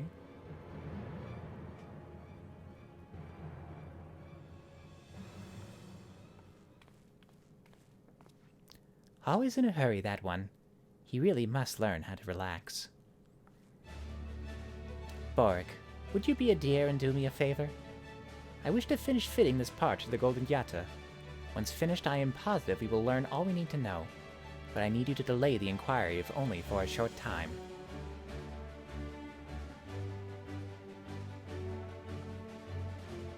No need to worry. I suspect it won't be long before the old girl stirs to life this time. Go ahead with Boric and wait for me at Learner's Meet.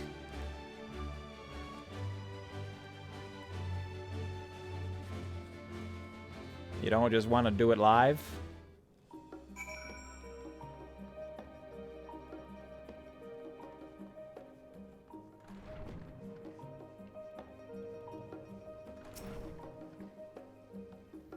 What's this?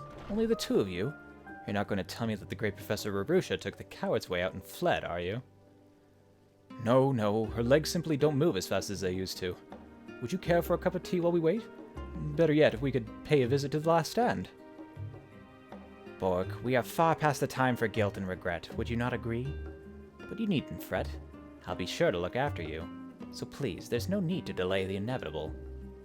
At any rate, all necessary parties to this inquiry will be here soon enough. Professor Arusha's absence merely proves that she has no intention of defending herself. Now, let us make our way into the auditorium.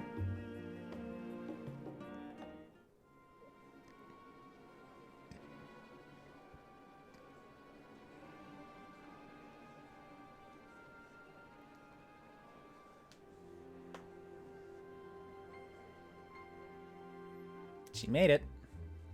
Oh, and that guy's here.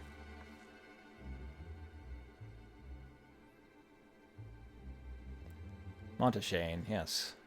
You're the old man who was so helpful during the main story quest. Allow me to preface this hearing by stating that I have the utmost respect for you as a fellow academic, Professor Arusha.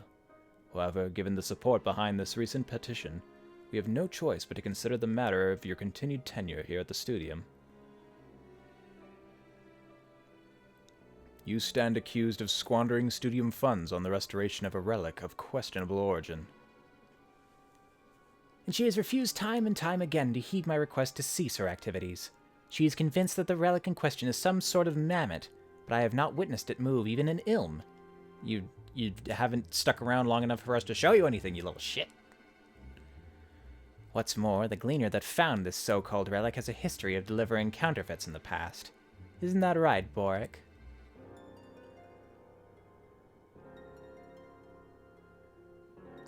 Come now, Professor Namino. Nobody's perfect. And for the 100th time, that mammoth is something special. You just need to be patient with her. Come on, little one. Show them.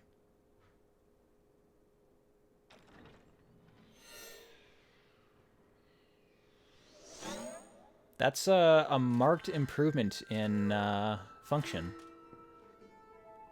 Am I seeing things?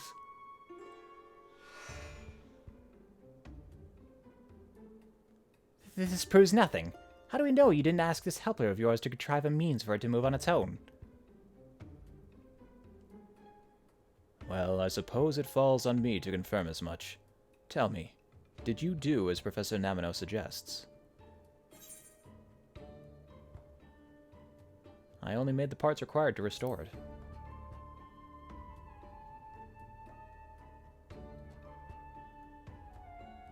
He speaks the truth.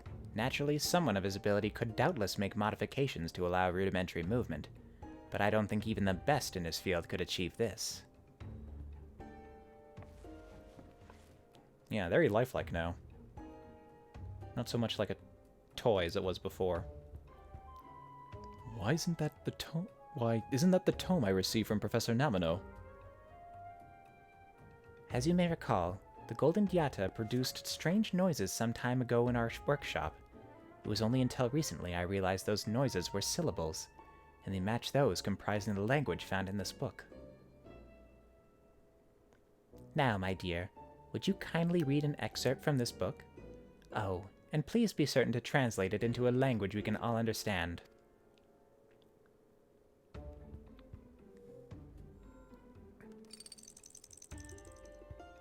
The serpent that sleeps in the deep slowly sheds its skin of old.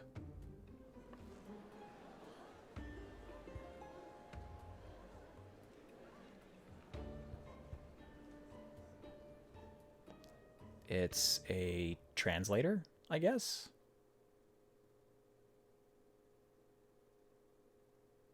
A reading aid. I recognize that passage. It has something to do with the magics that control the life stream. At least, I would wager that's what the serpent represents. It aligns with everything my research has uncovered thus far. Then, this relic is... an ancient translation device, yes. In here I was convinced that Professor Rarusha had all but lost her critical faculties. Yet clearly it was I that was entirely in the wrong. I've been too quick to belittle the work of others, thinking only of what immediate benefit they might have to mine. A researcher should be inquisitive and reflective, but I've only been selfish and overly prideful. Please, allow me to extend my sincerest apologies. If anyone should be removed from their post, it is I. Oh, stop. You needn't be so dramatic. If not for your passion for linguistics, I would never have discovered the importance of this relic. Well, it would seem there is no further need for these proceedings. If I may make a suggestion, would you two consider working together? It is clear to me at least that such an arrangement would be mutually beneficial. What a fantastic idea. I would love nothing more than to work alongside Professor Namino.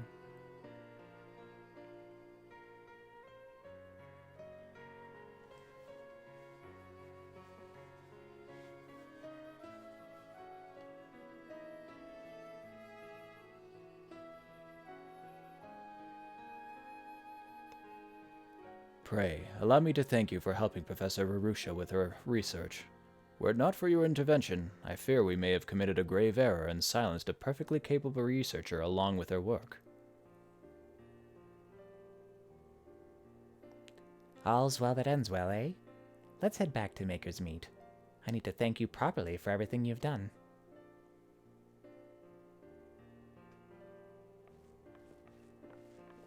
And you, take off that hat. What do you fancy yourself, a privateer? You're a researcher, for crying out loud. You look ridiculous.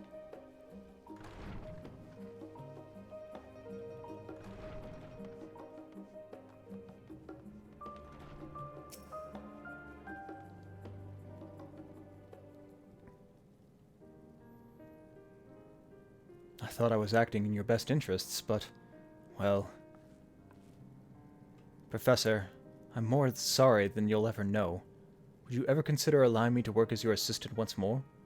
I'll give you all the time you need to decide... Listen, Borg. You don't need to apologize to me because nothing's changed between us. You never stopped being my assistant. And please, do yourself a favor and stop being so hard on yourself all the time. I couldn't ask for a better colleague. Though I suppose there is one thing you could do with learning. Patience. Our work often takes time to bear results, after all. Now, are you ready to get back to work? Oh, Professor.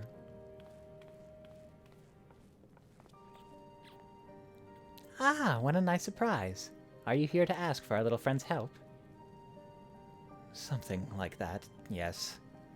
The book I gave your assistant was merely an abridged compilation of works on ancient languages. What I have now are complete inscriptions of the texts I am presently studying. I simply must know what is written here. I spent far too long toiling away to decipher their contents to no avail. I'm all too familiar with that feeling. I suppose all researchers are spurred on by that thirst for answers. Perhaps said answers will even help these recent anomalies in their life stream. I'm sure some of the other professors at the studio would love to hear your findings. Well, you two have certainly reconciled your differences quite quickly. Would that I could relinquish my worries so easily. Thank you once again, Zach. If you hadn't stuck around to help as long as you did, I might have lost an irreplaceable assistant and countless colleagues. And that is to say nothing of the huge academic leap forward we're about to make thanks to all of your hard work. A gift I hope to repay with hard work of my own. When next you visit, I'll be sure to have a number of fascinating discoveries to share with you. I hope you're prepared, Borg. You have 2 professors to attend to now, so no more moping, all right? Oh, I'm quite sure we'll have no time for that, as I no longer have the resources required to hire additional help. You are my one and only assistant now, Borg, so do try to keep your wits about you. Oh dear, what have I gotten myself into now? Well, at least the subject matter is interesting.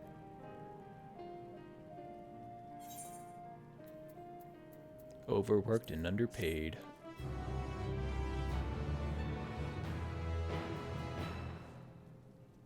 But as long as you love doing what you love, you'll never work a day in your life. Ah, that's a fucking lie. I am a, what was that, Masterful Mender? Masterful Relic Restorer. Cool! Now all I have left is fishing. Which, I have to go to Garlemald for that. What's the time?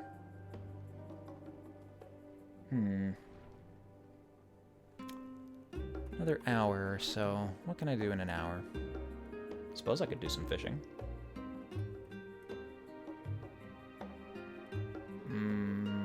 Do I have anything else to do out that way?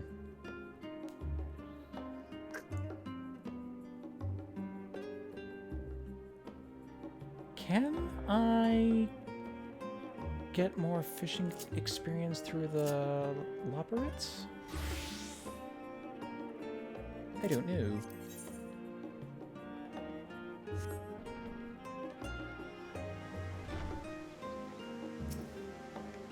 I guess it's worth checking.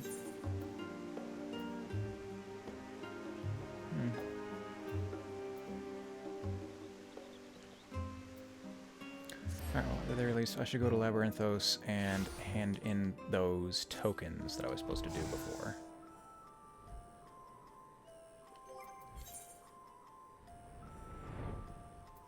I don't need any of this stuff anymore. Oh, I got an earring from one of my ventures. Oops. Always zooms in on the crotch.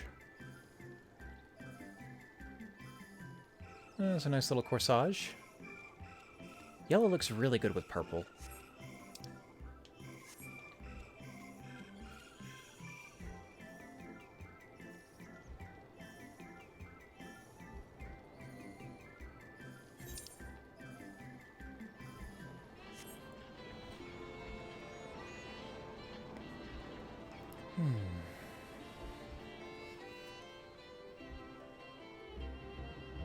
these days I'm gonna have to actually properly look into my glamour. But I know that the moment I start, I won't be able to stop. I know what I'm like when I play Animal Crossing, or I come across just like a little mini game. Friggin' Yakuza 0 had the best side content of running your own cabaret club where you got to customize all of your girls. And for stat bonuses, so there was a combination of making your girls as attractive to customers as possible while also making them aesthetically pleasing for you to look at. I spent hours doing that. Listening to that goddamn pop music on loop. And it was great. Are these the ones that I have? No. Unsung Relics? I think so. Not of this tier, though. What are these? Unsung Helm of Abyssos, Unsung Ring of Abyssos. Ah, Unsung Abyssos. Oh, is that 610? 640. Oh, right, that's the, it's like the hard or savage or whatever difficulty version. Normal, yes, savage. Haven't done any of that stuff yet. Oh, the eye level for that isn't too demanding.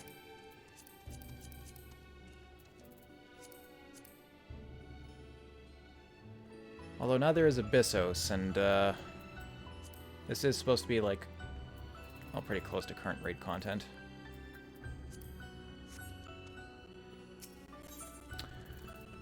Regardless, Unsung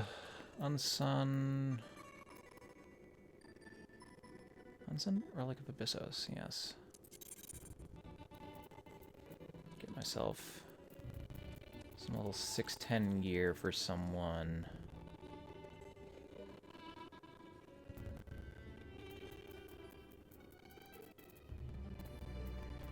Any accessories and gloves.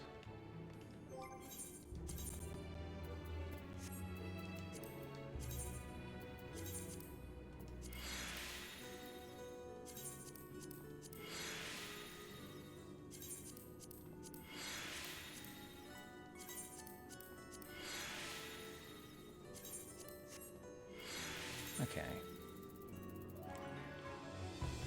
Who's kind of lacking?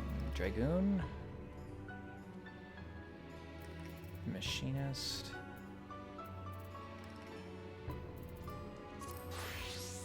Oh, that's why. There we go.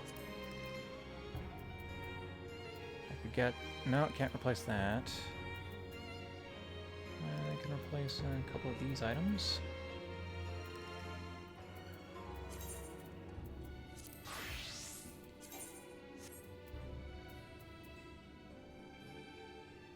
I need new pants. Unfortunately, I've got gloves.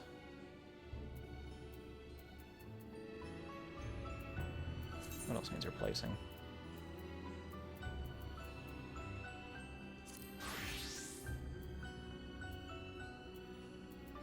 Oh, wait, you're in the same boat as... Oh, wait, no, you wear different gear. Partially.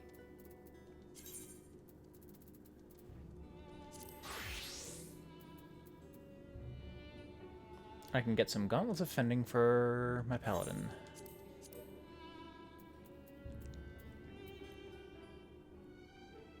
And I'm presumably not using these because I have something better for Dragon and Reaper, right?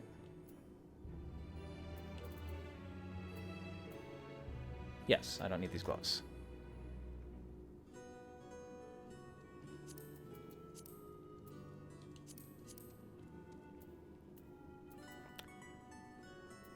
Let's see here.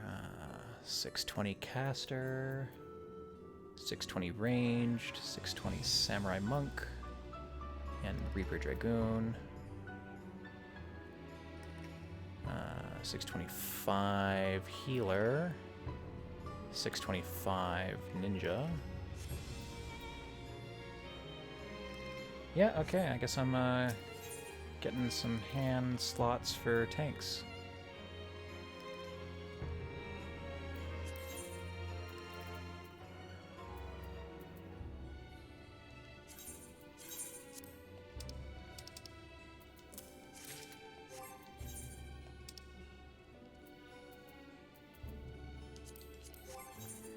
Slight improvement. Hoorah.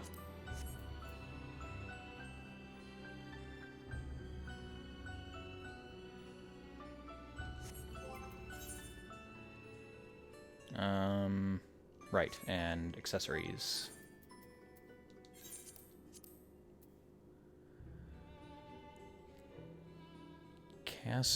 Healer?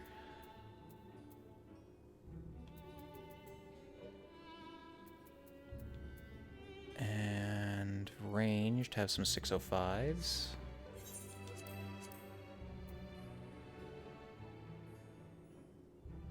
Melee.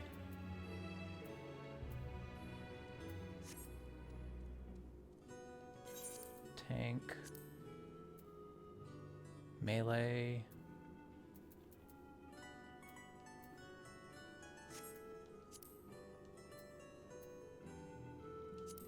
Tank.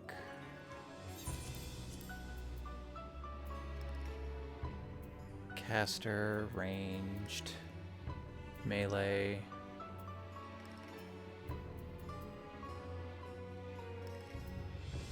Yeah, alright.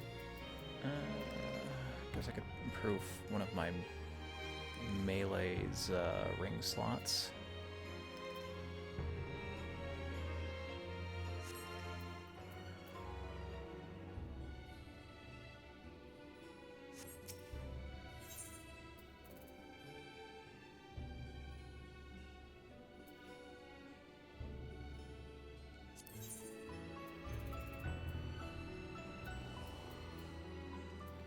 Oh shit, this is all ranged.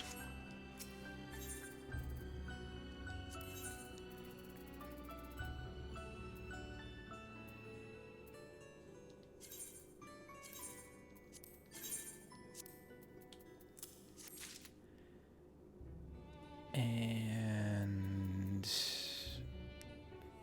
I think I want to improve my healer. Which was that?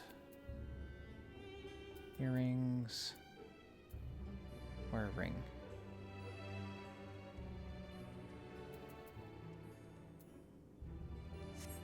Well, let's get a ring for them as well.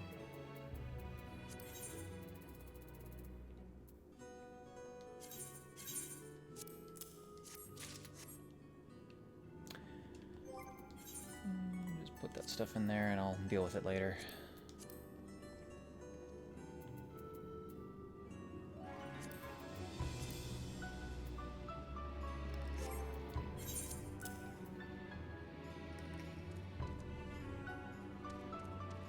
Okay. Oh, wait, what's this? Oh, that's a helm. Oh, I need more than one of them, I guess. Alright, I guess that just lives there for now.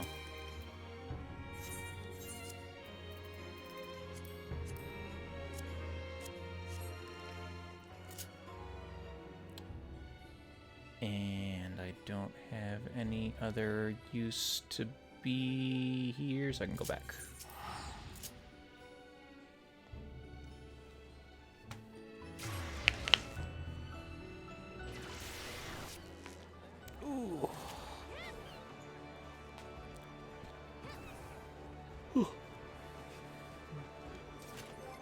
No, didn't even realize I had extra materia to extract.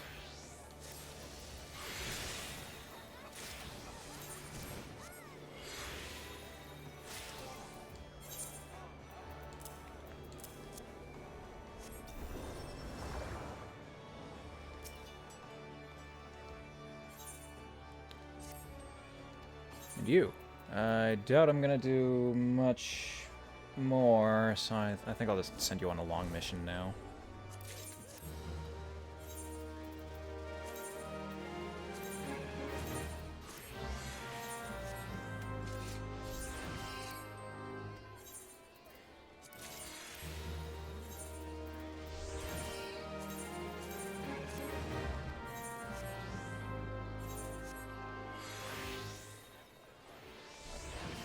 Alright, cool. Off to Garlemald.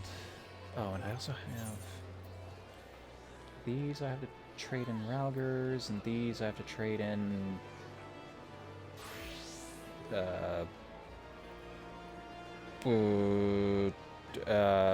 Radzadhan, which I guess I could have done while I was in Charlian.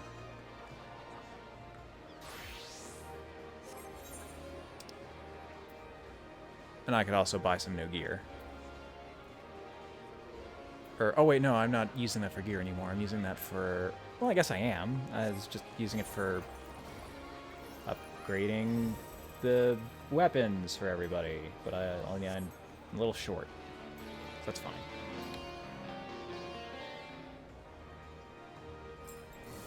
Getting the best gear I can without experiencing raid content, so I'll never see crap like this. It's a fine sword, I guess. I've got what weapons I want.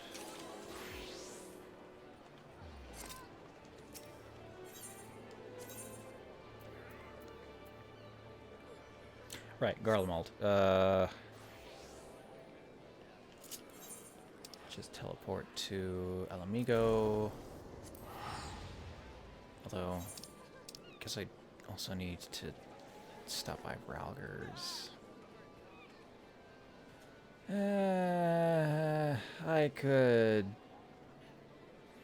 Yeah, don't be such a cheap bastard. Just teleport directly there.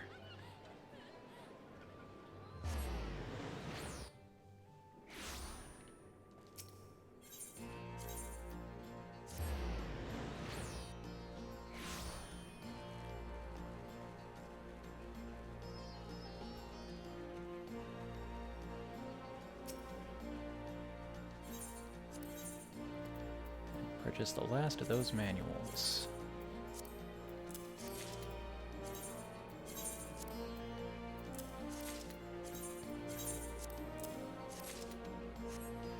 And while I'm here, I should spend my scripts, because I am capped out on crafting scripts.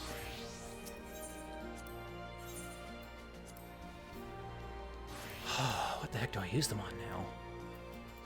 Can I still get... No, I don't need those. Right, I should be using them on... No, wait, I need gatherer's scripts for the thing I'm thinking of. Gear's not gonna help me out. I guess probably materia. So I don't know if I need any of these cooking materials. Or materia. And it's easy enough to collect this stuff again. Yeah, it's time to start getting materia.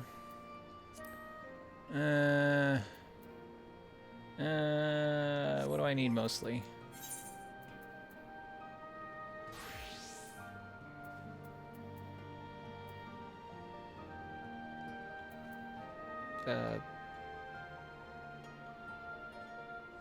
Shoot, was it not green materia?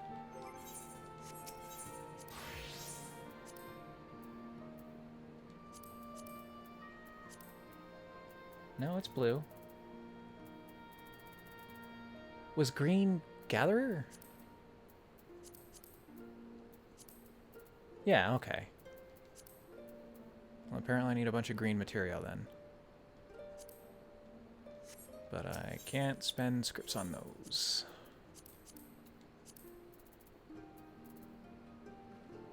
So I guess just whatever I need the most of. Or just get a nice even mix. Let's see. Level 9 craftsmanship. Level 9 CP. Level 9 control. I'm gonna get equal parts of everything.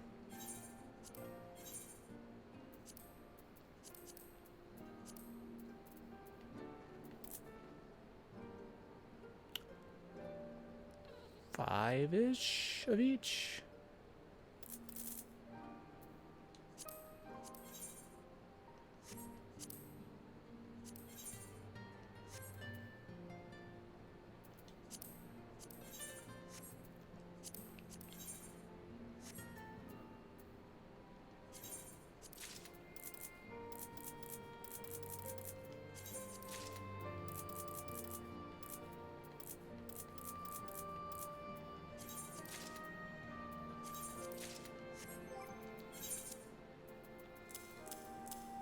There.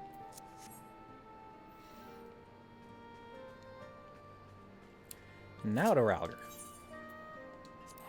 Or, Garlemald.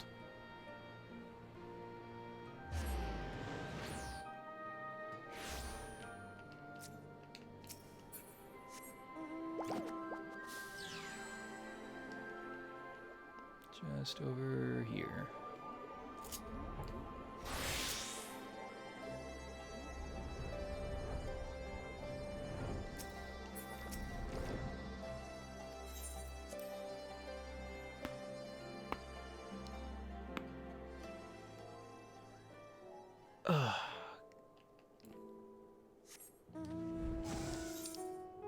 I know some people don't like the sound of cracking joints, but even I'm starting to like get to the point where the sounds that are coming out of my body are concerning me.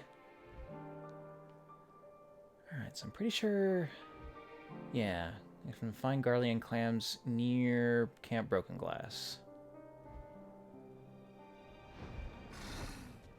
So probably here. And they had to be, oh god, how big did they need to be? 1.84 ilms? Somewhere around there? Because I needed like a rating of 184. Oh god, I should have written that down. I'm gonna go confirm that online real quick. Garlean clam.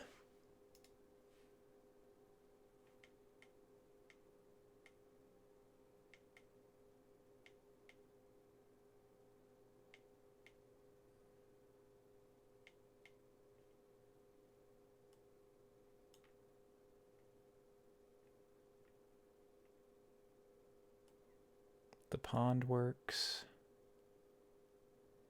And the canal works. But what 184. Okay, yeah, right on the money.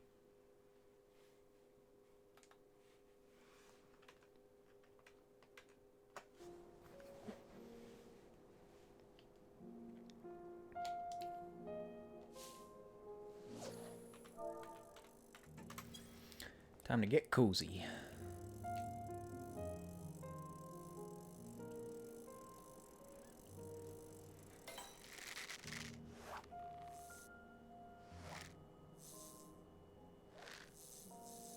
So, expand on what I was talking about earlier in the session. Oh, alrighty. Yeah, so this is a moochable item. It is not large, but I can still mooch it if I decided to use some GP.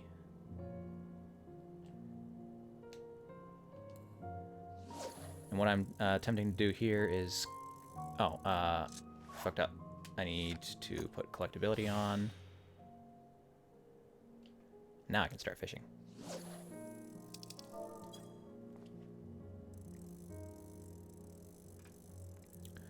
What I'm attempting to do here is to get large clams, which I would usually use something patience to do, whatever that skill is called. Yeah, no, just patience. Increases the chance of catching a large fish by 50%. And patience 2 is even better and lasts longer, while removing or reducing hook efficiency, which I make up for by using either precision hook set or powerful hook set, depending on what kind of fish I come across. That's the standard way of doing it. But I've got other skills that guarantee I can catch a fish that I just hooked and make it a large catch. Which I think is probably the more efficient way of doing this, instead of just hoping that I get the right fish. Garlean clam. 116. That is too small, so doesn't really matter what I do with it. But now that I've hooked it, I can identical cast And prized catch.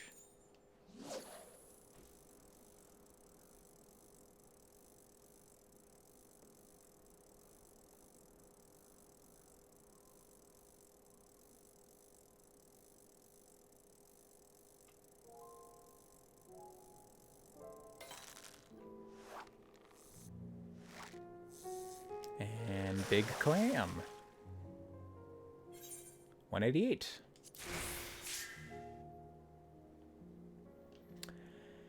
And we repeat.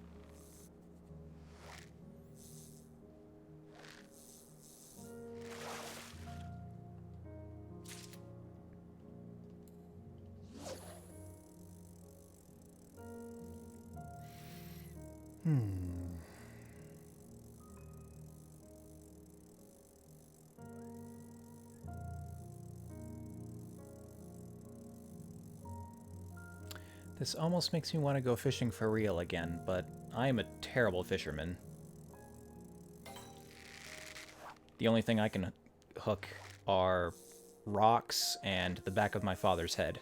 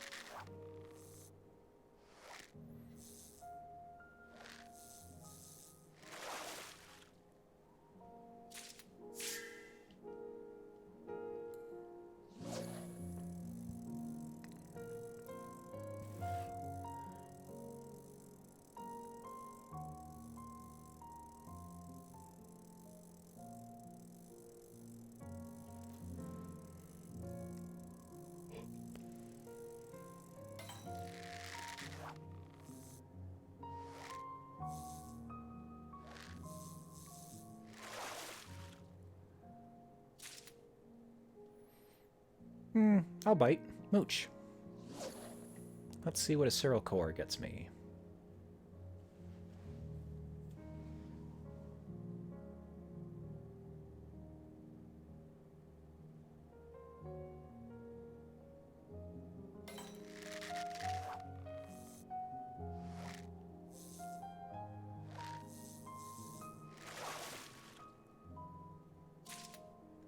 A pike. I can just catch those regular. Alright.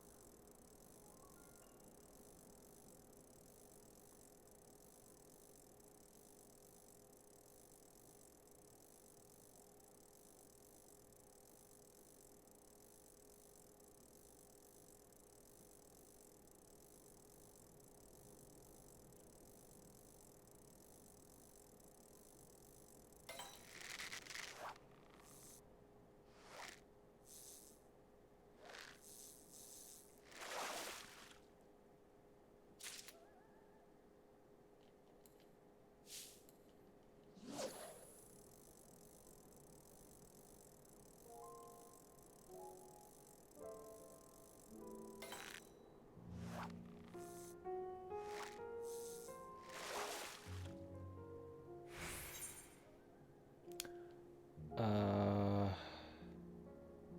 184, right? Yeah.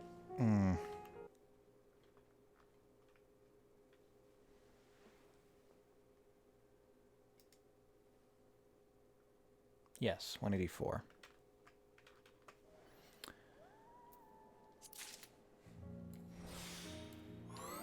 There's always the chance that I could just hook a large clam anyway.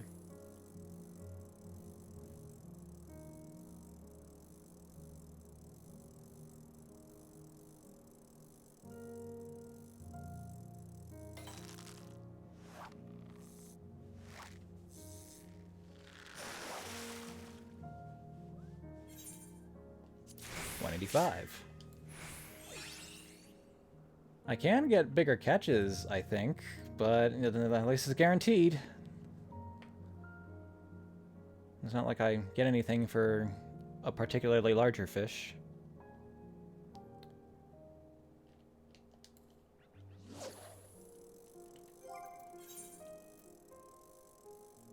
Two clams. 4 to go.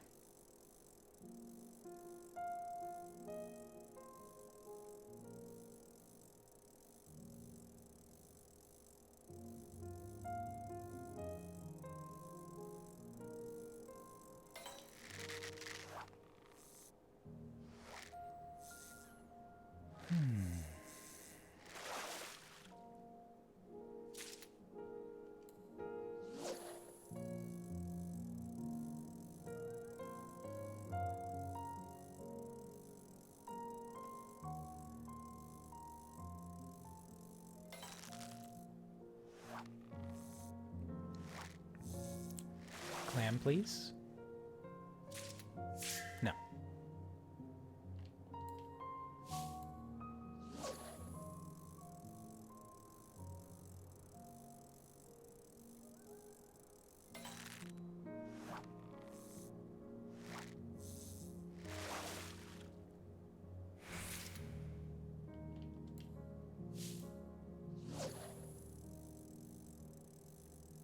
Oh, and I should be eating food for a little bonus experience and I guess stats.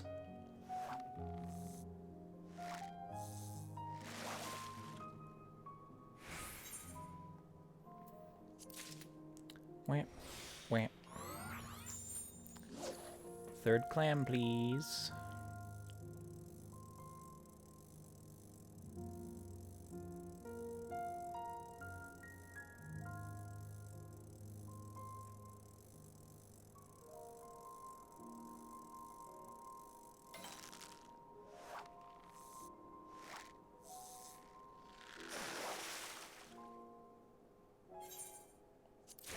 There we go. And let's see, food. Finish off that last star candy.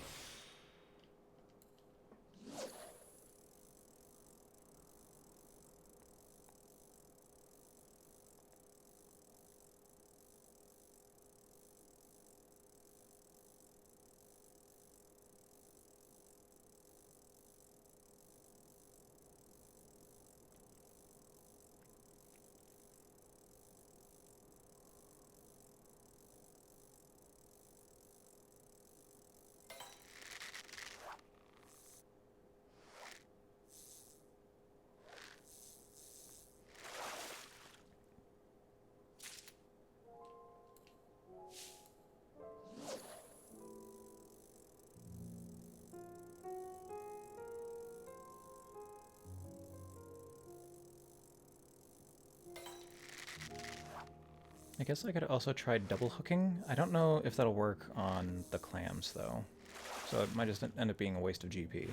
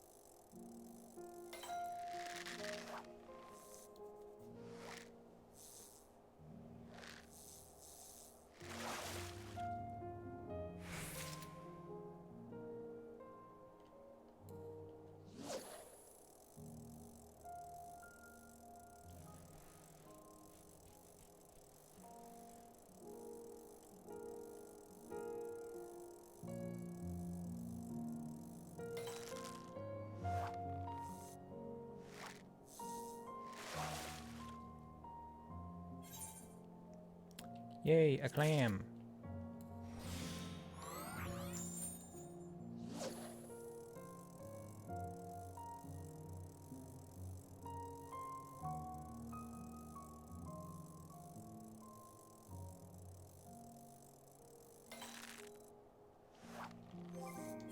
That makes 4.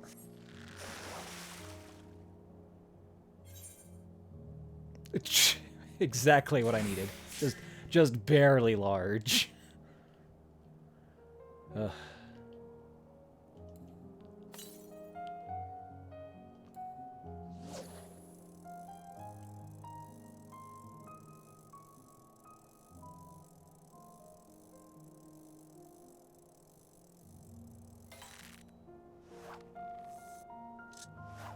Aw, failed cast.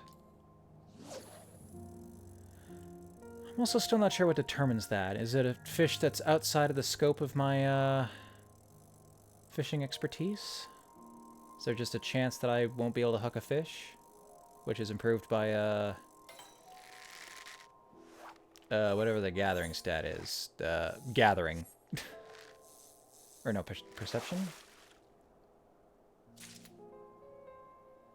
What determined what?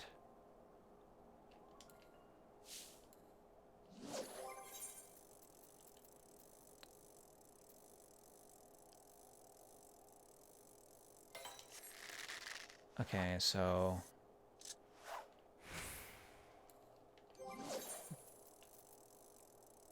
Gathering affects the rate at which items are gathered.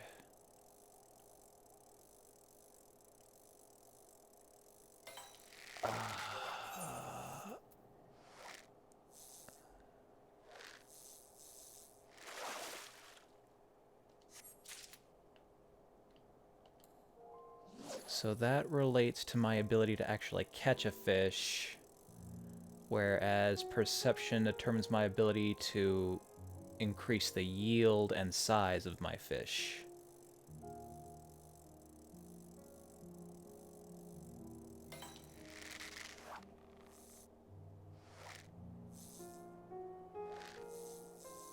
All right.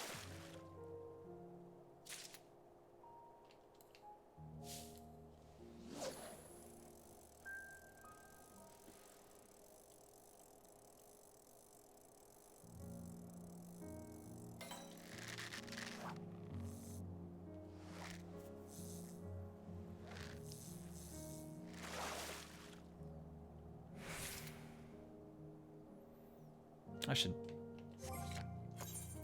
extract that stuff off of... Oh. Right, yeah, that jig.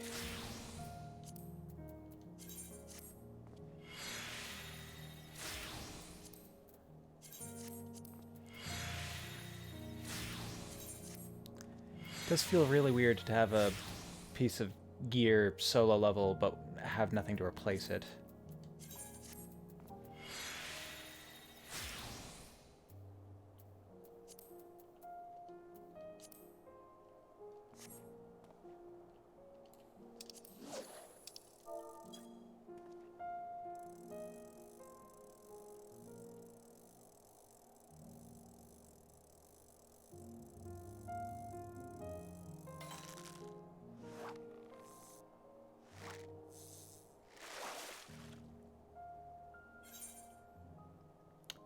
Still not big enough.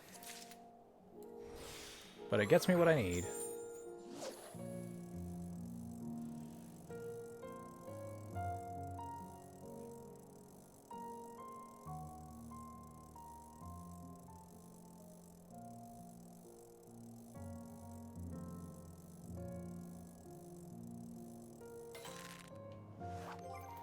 And I believe I just need one more.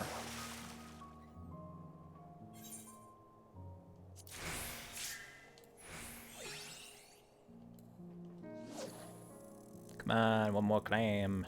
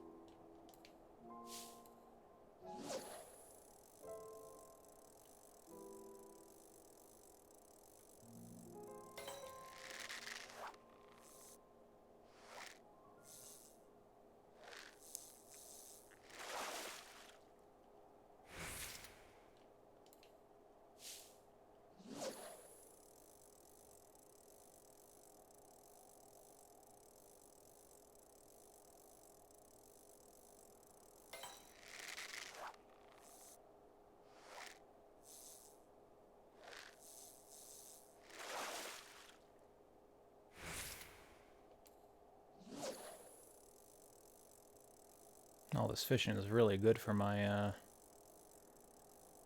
culinary desynthesis skill.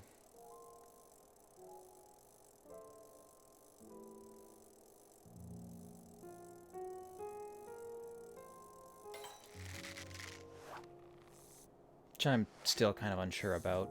Desynthesizing reduces objects to their base components, which in the case of most fish is just sand, and has a chance to drop some other stuff. Not too useful when you're breaking apart fish, but I think there are certain materials you can only get through desynthesis, and increasing your skill improves the odds of doing so. But I don't know, it's a weird system for dealing with excess items.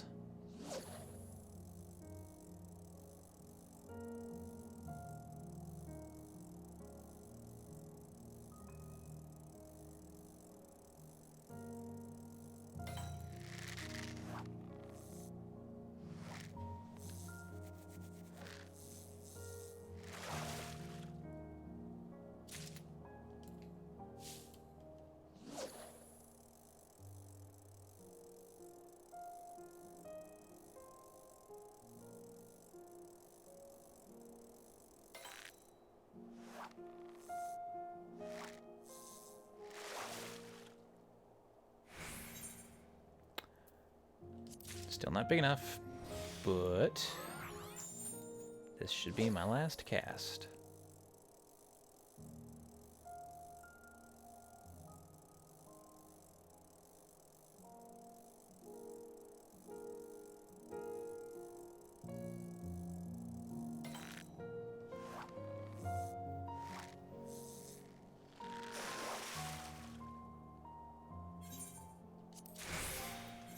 There we go. 190, 191, 188, 185, 184, 190. And that's 6 of them. We're all done here. Now, do I go check to see if the Loperites... I'm pretty sure they're a gathering tribe, or a crafting tribe, not a gathering tribe.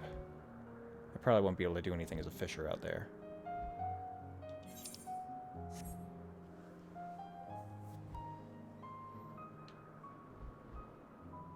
But it's worth checking. If only to listen to their music as well.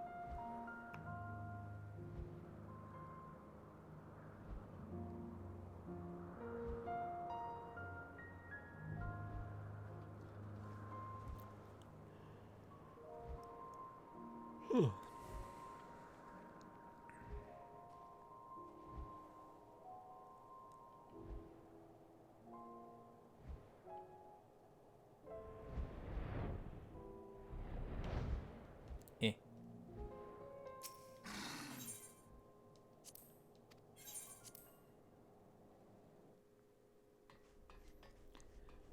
Beam me up, please.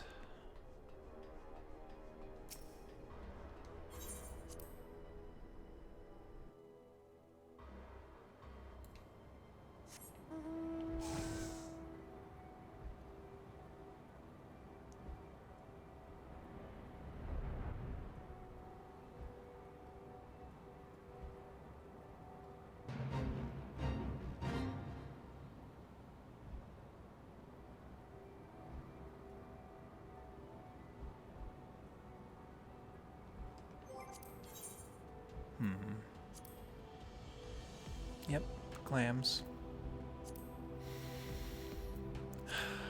Relic weapons. I should also get around to doing those at some point. I got a few of them. Oh, and right, this legendary fishing quest, which is going to be a pain in the ass to complete.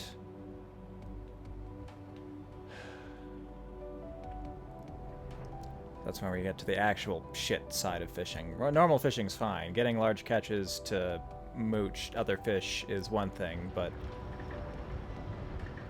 needing to be in particular currents at particular times of day under particular weather conditions. You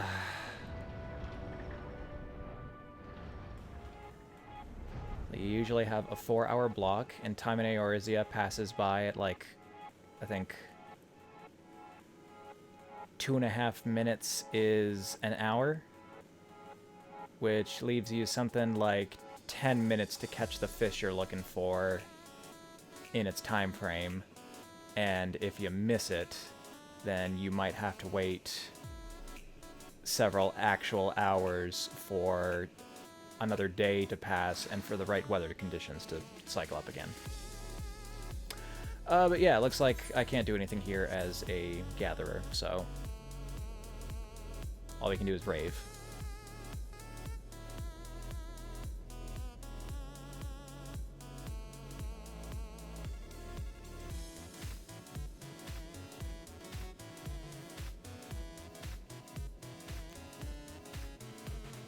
Same music as Ultima Thule, too.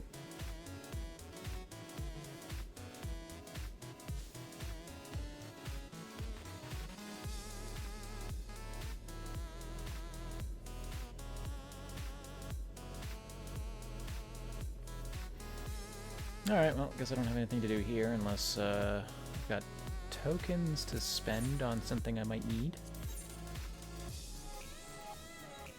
Yeah,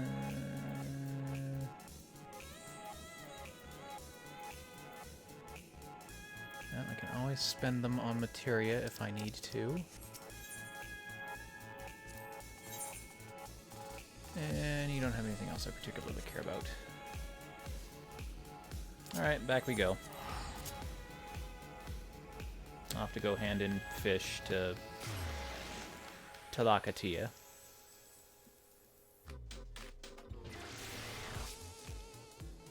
Is that supposed to be a pun on tilapia?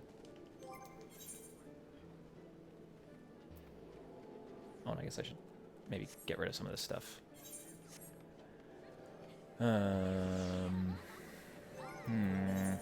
Anything worth holding on to?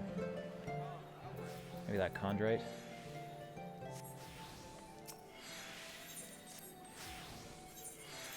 Hold my chondrite. And,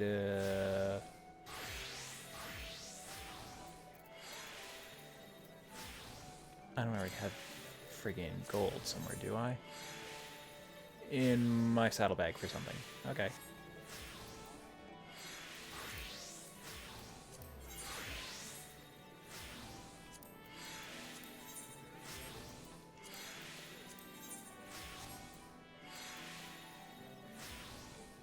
That's probably fine then.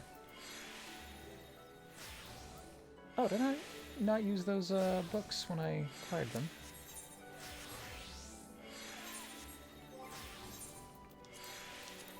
Oh, silly me.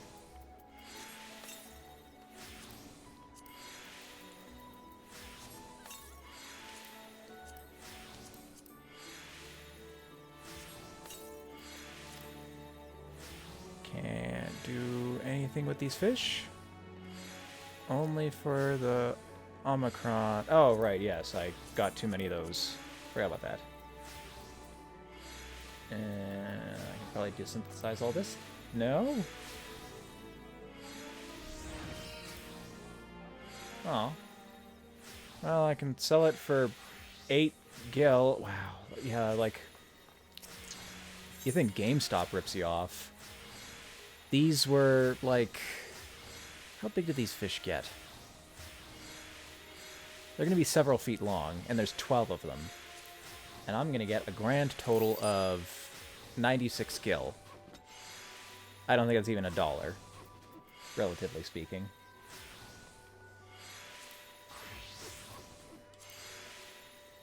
Well, I can desynthesize the other fish.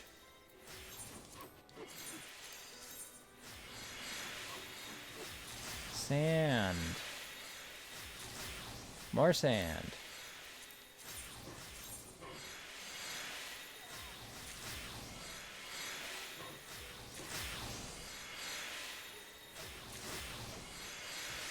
everybody else has the same idea.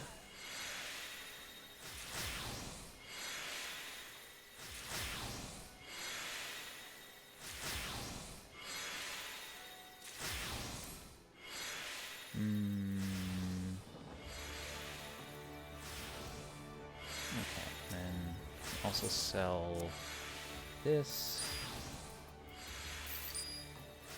Oh, right. This is technically a fish too. Jellyfish? Guess so.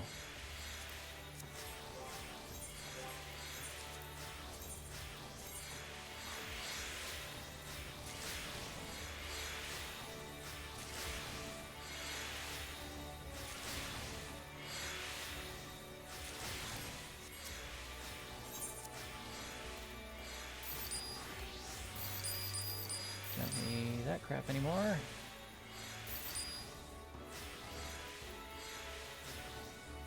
And the rest of this, I think I can hand in for... What are those commendations called? Company seals.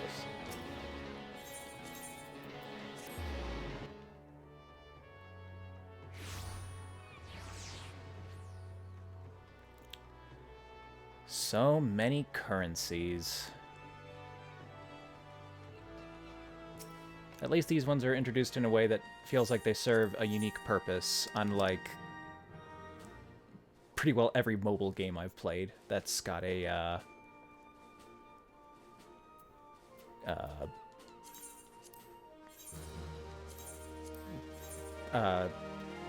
money for currency exchange. Microtransactions.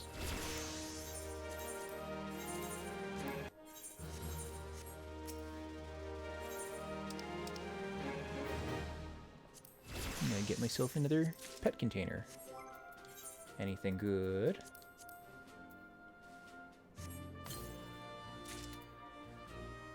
I already got one. But I might be able to sell it for something.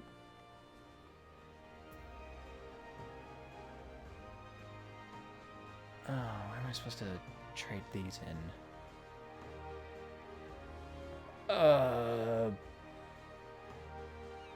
Yulemore? Maybe? I think that's where you trade these in.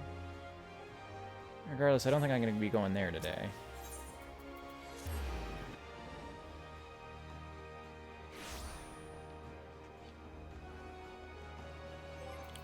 Now, how do people feel about flying chairs?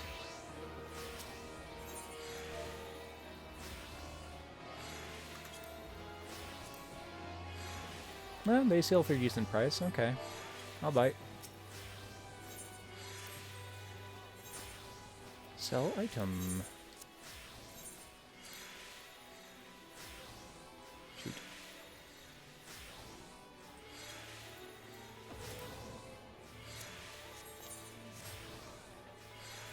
And there we go. A bunch of food. I need to put this in my glamour cabinet. Which I guess means I need one of these.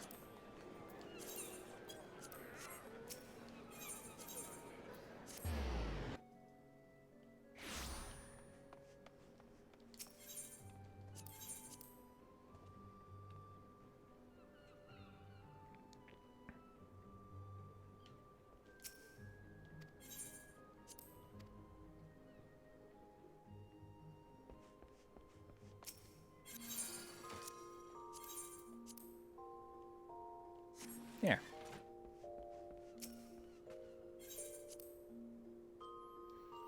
All right, is that everything? Can I go back to Charlian now?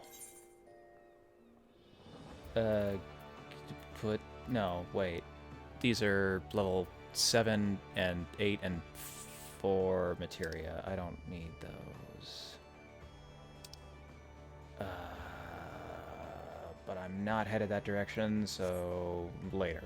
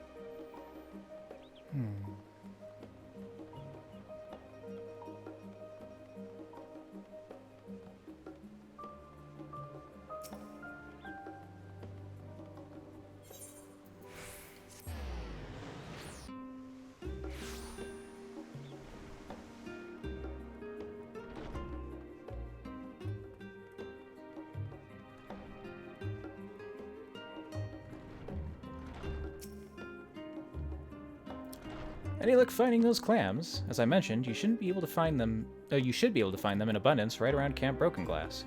And don't forget to bring a healthy supply of leeches. I've heard that Garlemald continues to be a most volatile and perilous place. I admire your courage, friend. Even were it not for my ether sickness, I doubt I could work up the nerve to go there myself. 1 clam, 2, 3, 4, 5, and 6.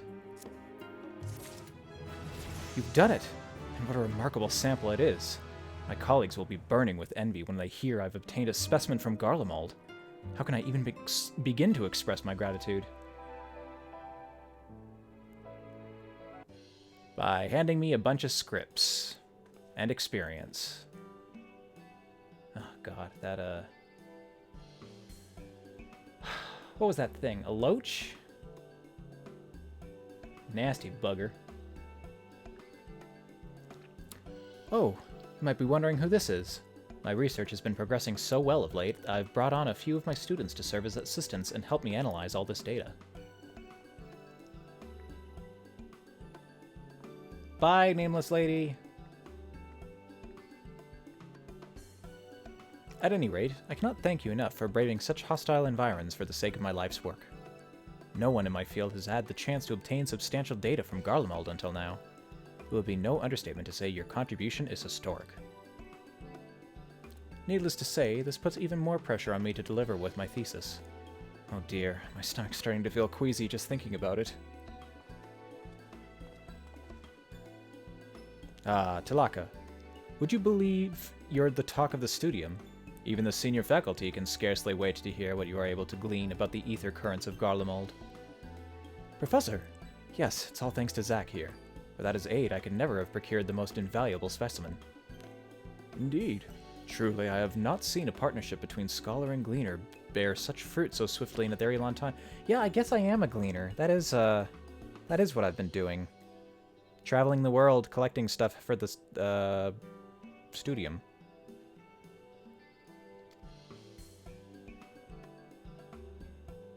I even kind of look like a gleaner.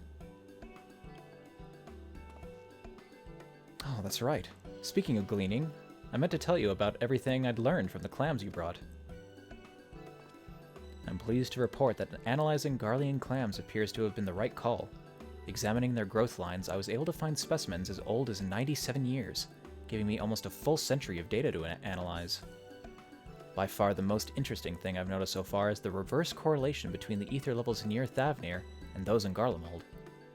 That is to say, over periods of time when the ether concentration was high near Thavnir, it was low in Garlemald. The reverse was also true. Currents of life stream energy. I see. That bit of evidence would seem to corroborate your hypothesis that the planet's ether currents move in tandem with each other. Should you manage to collect data from more regions still, I suspect you may very well be able to accurately predict changes in the fish population across the world. This could have remarkable implications for the future of the fishing trade. Would have been helpful for that other fishing quest I did, looking for a near-extinct species. I was thinking the very same, Professor. Nothing would give me greater joy than if my research were to bring about a tangible improvement in people's lives. Before meeting you, I never dreamed I would make it this far.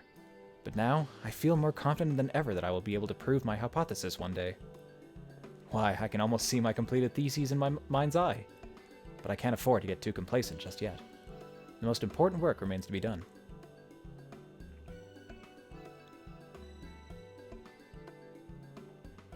Was that lady? You have something to say to me?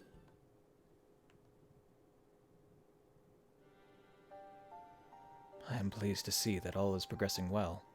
And yet, do not be surprised if there comes a time when Tilaka's resolve as a researcher is tested. A time when he is forced to consider what it is that truly drives him to engage in his work. For such times come to all scholars, no matter how naturally gifted they may be. It's called hitting the wall. Should Tilaka find himself at an impasse, can I trust you to lend him your support when it is needed most? It would mean the world to him, and to me.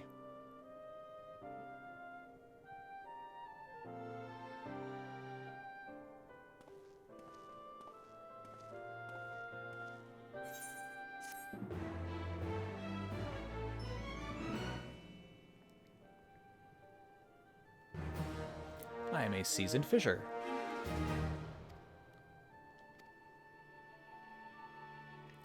Is this next one the last one I gotta do? No, level 85. Okay, so I probably have 2 more groups of fish to catch.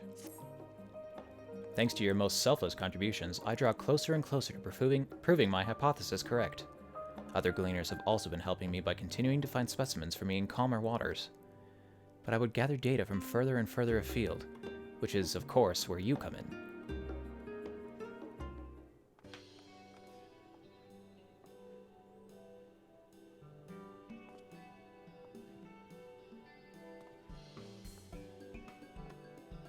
Professor! Oh my god, you got a name! Abrashi, it's not like you to get so excited. Whatever is the matter? Ah, but I haven't introduced you two yet, have I? This is Abrashi, one of my new research assistants. She's been a great help in analyzing all the data we've collected. I appreciate the vote of confidence, but this is no time for pleasantries. A whale has somehow wandered its way into Scholar's Harbor. The harbor master has requested that you come and assess the situation with all haste. Oh dear. Suppose we'd best be in a hurry then. My apologies, but it seems our work will have to wait until later. In the meanwhile, would you accompany me to the harbor? Your insight into the situation could prove most valuable. Is there a frenzy going on in the harbor?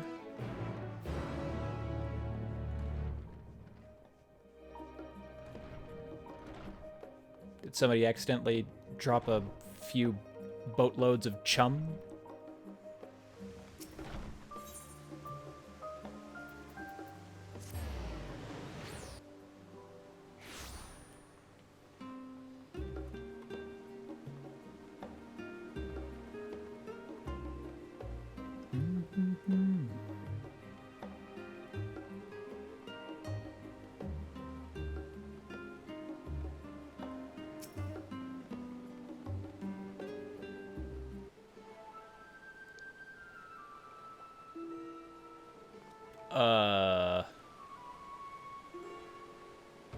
Weird looking whale.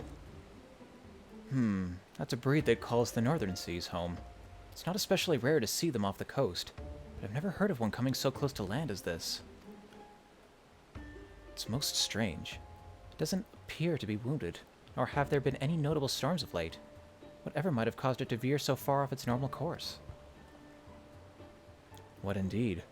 At any rate, we need to move it to one of our facilities and ensure it keeps safe while we tend to its wounds. Our facilities and ensure it keeps safe while we tend to its wounds it may have and study it more. I suppose we should check its ether levels as well. Ready a team for me, Abrashi. Of course, Professor.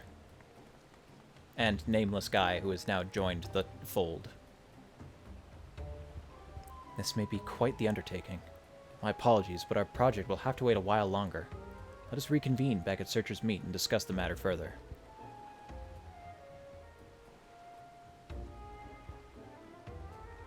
Alright, people, show's over. Nothing to see here.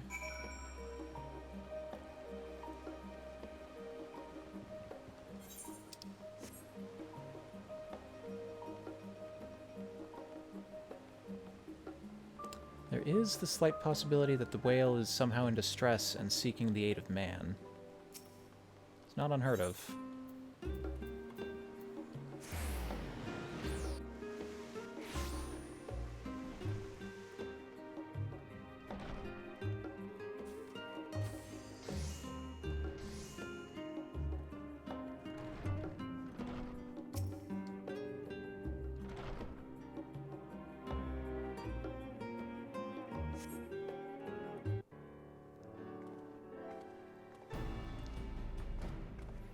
Oh, hello there.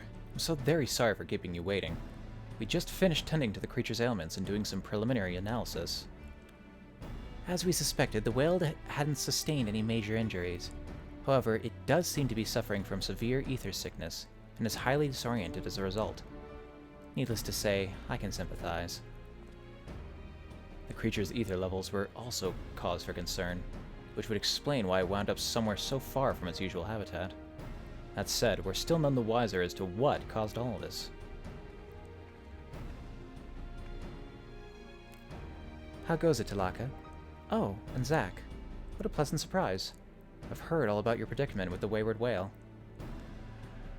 You're the lady that that introduced me to all of these professors, I think? Master Kite, to what do I owe the pleasure? I was simply hoping to pick your brains about something I imagine is related to your line of work. Around the same time your larger-than-life friend wandered into the harbor, a veritable legion of fish washed ashore in Yedlamad, near the experimental aetheryte. That sounds too similar to be mere coincidence. Curious behavior by aquatic life has been known to portend natural disasters. Yes, that strikes me as very much related to my studies. That said, nothing I have gleaned thus far has suggested that ether currents can change so drastically as to inflict nearby creatures with ether sickness. All I have observed suggests that the currents of the planet follow a simple and regular rhythm, not unlike the tides. Indeed, the entirety of my research up until now has been focused on proving this point. If there had been a sudden disturbance in the underwater ether currents, then it will take some time to determine the cause. I also need to attend to the whale. Oh, when will I have the time to return to my thesis? Busy, busy. As for the whale, the studium has already announced that it will be dispatching a vessel to research the aether currents in the seas near Charlian. It won't benefit any of us if such incidents continue to occur, after all. If we wish to investigate the link between the two events, as Master Kite suggested, then perhaps we should pay a visit to Thavnir. An astute suggestion. You could recruit the help of one of our colleagues over there, or... Wait a minute. I believe you have the perfect man for the job right here. Oh, joy. I'll go to Thavnir.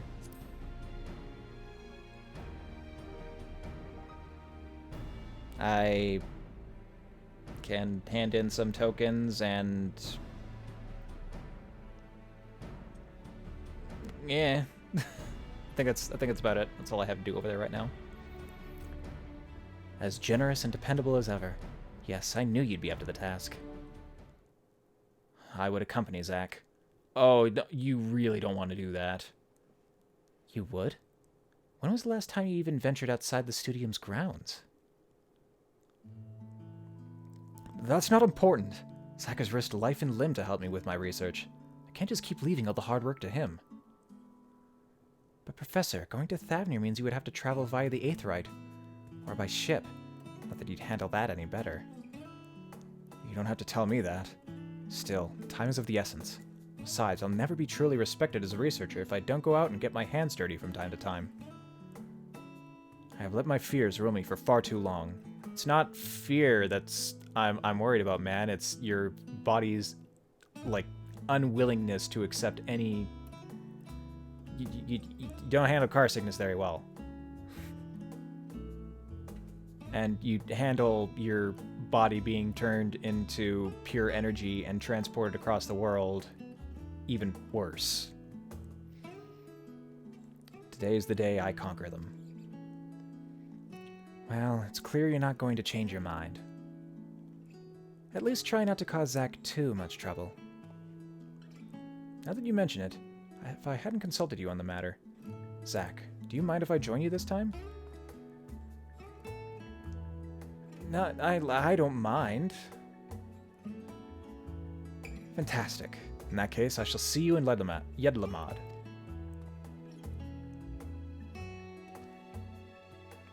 There's that noise again.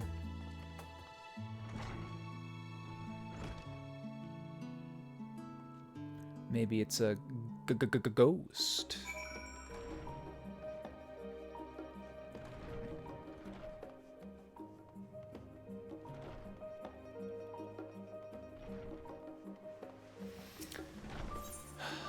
Yeah, off to Thavnir.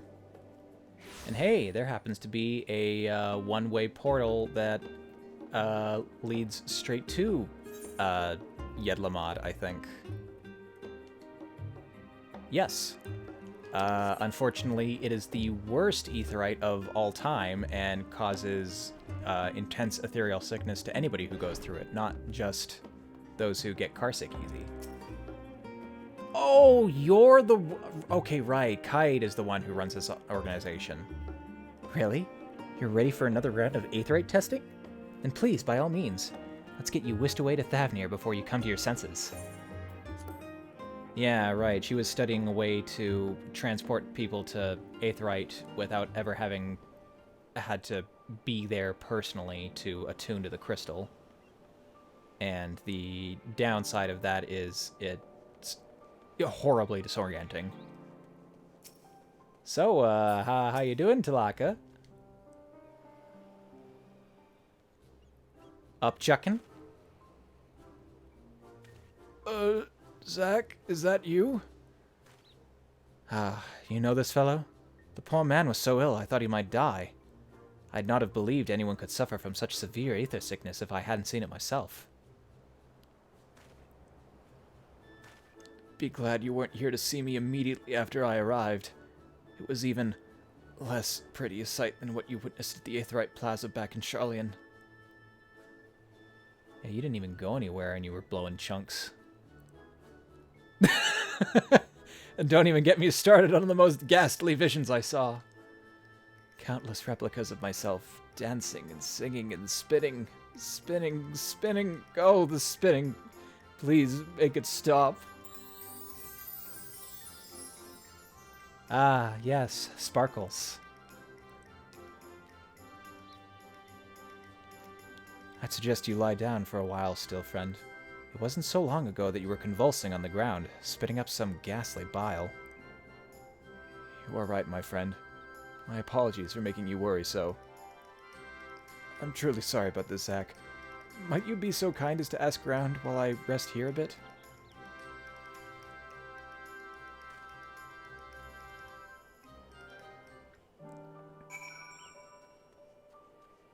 The fact that he's able to construct sentences is honestly very impressive.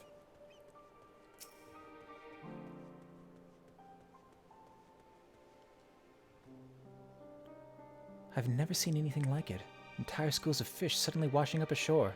There were so many you couldn't see a single grain of sand. Our fishers have their hands full trying to clean up the mess even as we speak. Troublingly, we have no idea what caused it. It's not as if anything ominous occurred to portend such an event. Why, the night sky before was peaceful as always, the full moon shining bright in the night sky. Full moon, eh?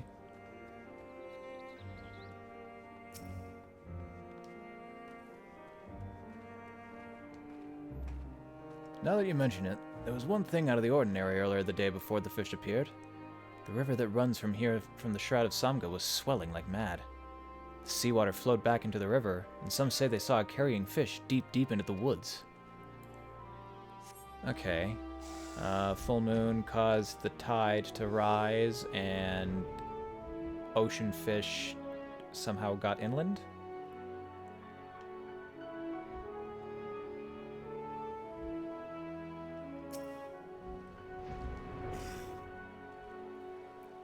Yeah, you think this is a lot of fish? You should have been here earlier. This is a massive improvement, believe you me. No time to rest, though. If they start rotting, the stench alone will be enough to make the whole town ill. What's especially bizarre is that these fish normally stay away from land altogether. Save for when they go upriver to lay their eggs, that is. Anyhow, I've never seen or smelled anything like it in my life. And I hope I never do again. Oh, these work like salmon, which undergo a process of mutation to breed and then die. Very nasty, smelly, awful affair. My apologies for making you go alone, friend. I still can't quite stand up straight, but I feel much better than when I arrived. Tell me, were you able to learn anything of interest from the townspeople? Full moon the night before, and a strong tide flowing up into the river. It would seem this is what they call a tidal bore. The fact that these fish are typically not seen near the coast is strangely reminiscent of our whale problem as well. No, this cannot be mere coincidence. The matter of these fish that were supposedly carried upstream into the woods intrigues me as well. Assuming they're still alive, they would prove much more useful data than those rotting corpses on the beach. If we were to analyze them and find them in similar etheric state as the whale and Charlian, we could safely conclude that both events were caused by the same, or at least similar phenomena. I'm terribly sorry to impose upon you again, but Could you go catch those fish for me? It might very well be the key to solving this mystery. From the fisherman's description, swimming upstream, you said? I suspect we are looking for Alnaran salmon. Ah, salmon. If so, those leeches you used on the clams and garlemald should serve you well again here. or I use my trusty friend, the versatile lure. Can be used on land or at sea. Good for any situation.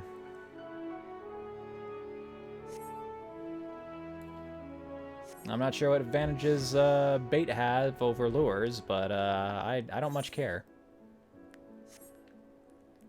Alright, so now I gotta go catch some fish in the forest. Well, I'll do that later, because it's getting late and my butt hurts. And I'm tired. Wow! Wow! Wow.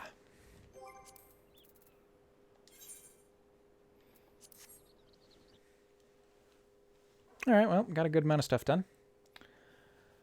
Not sure when I'll be doing more FF.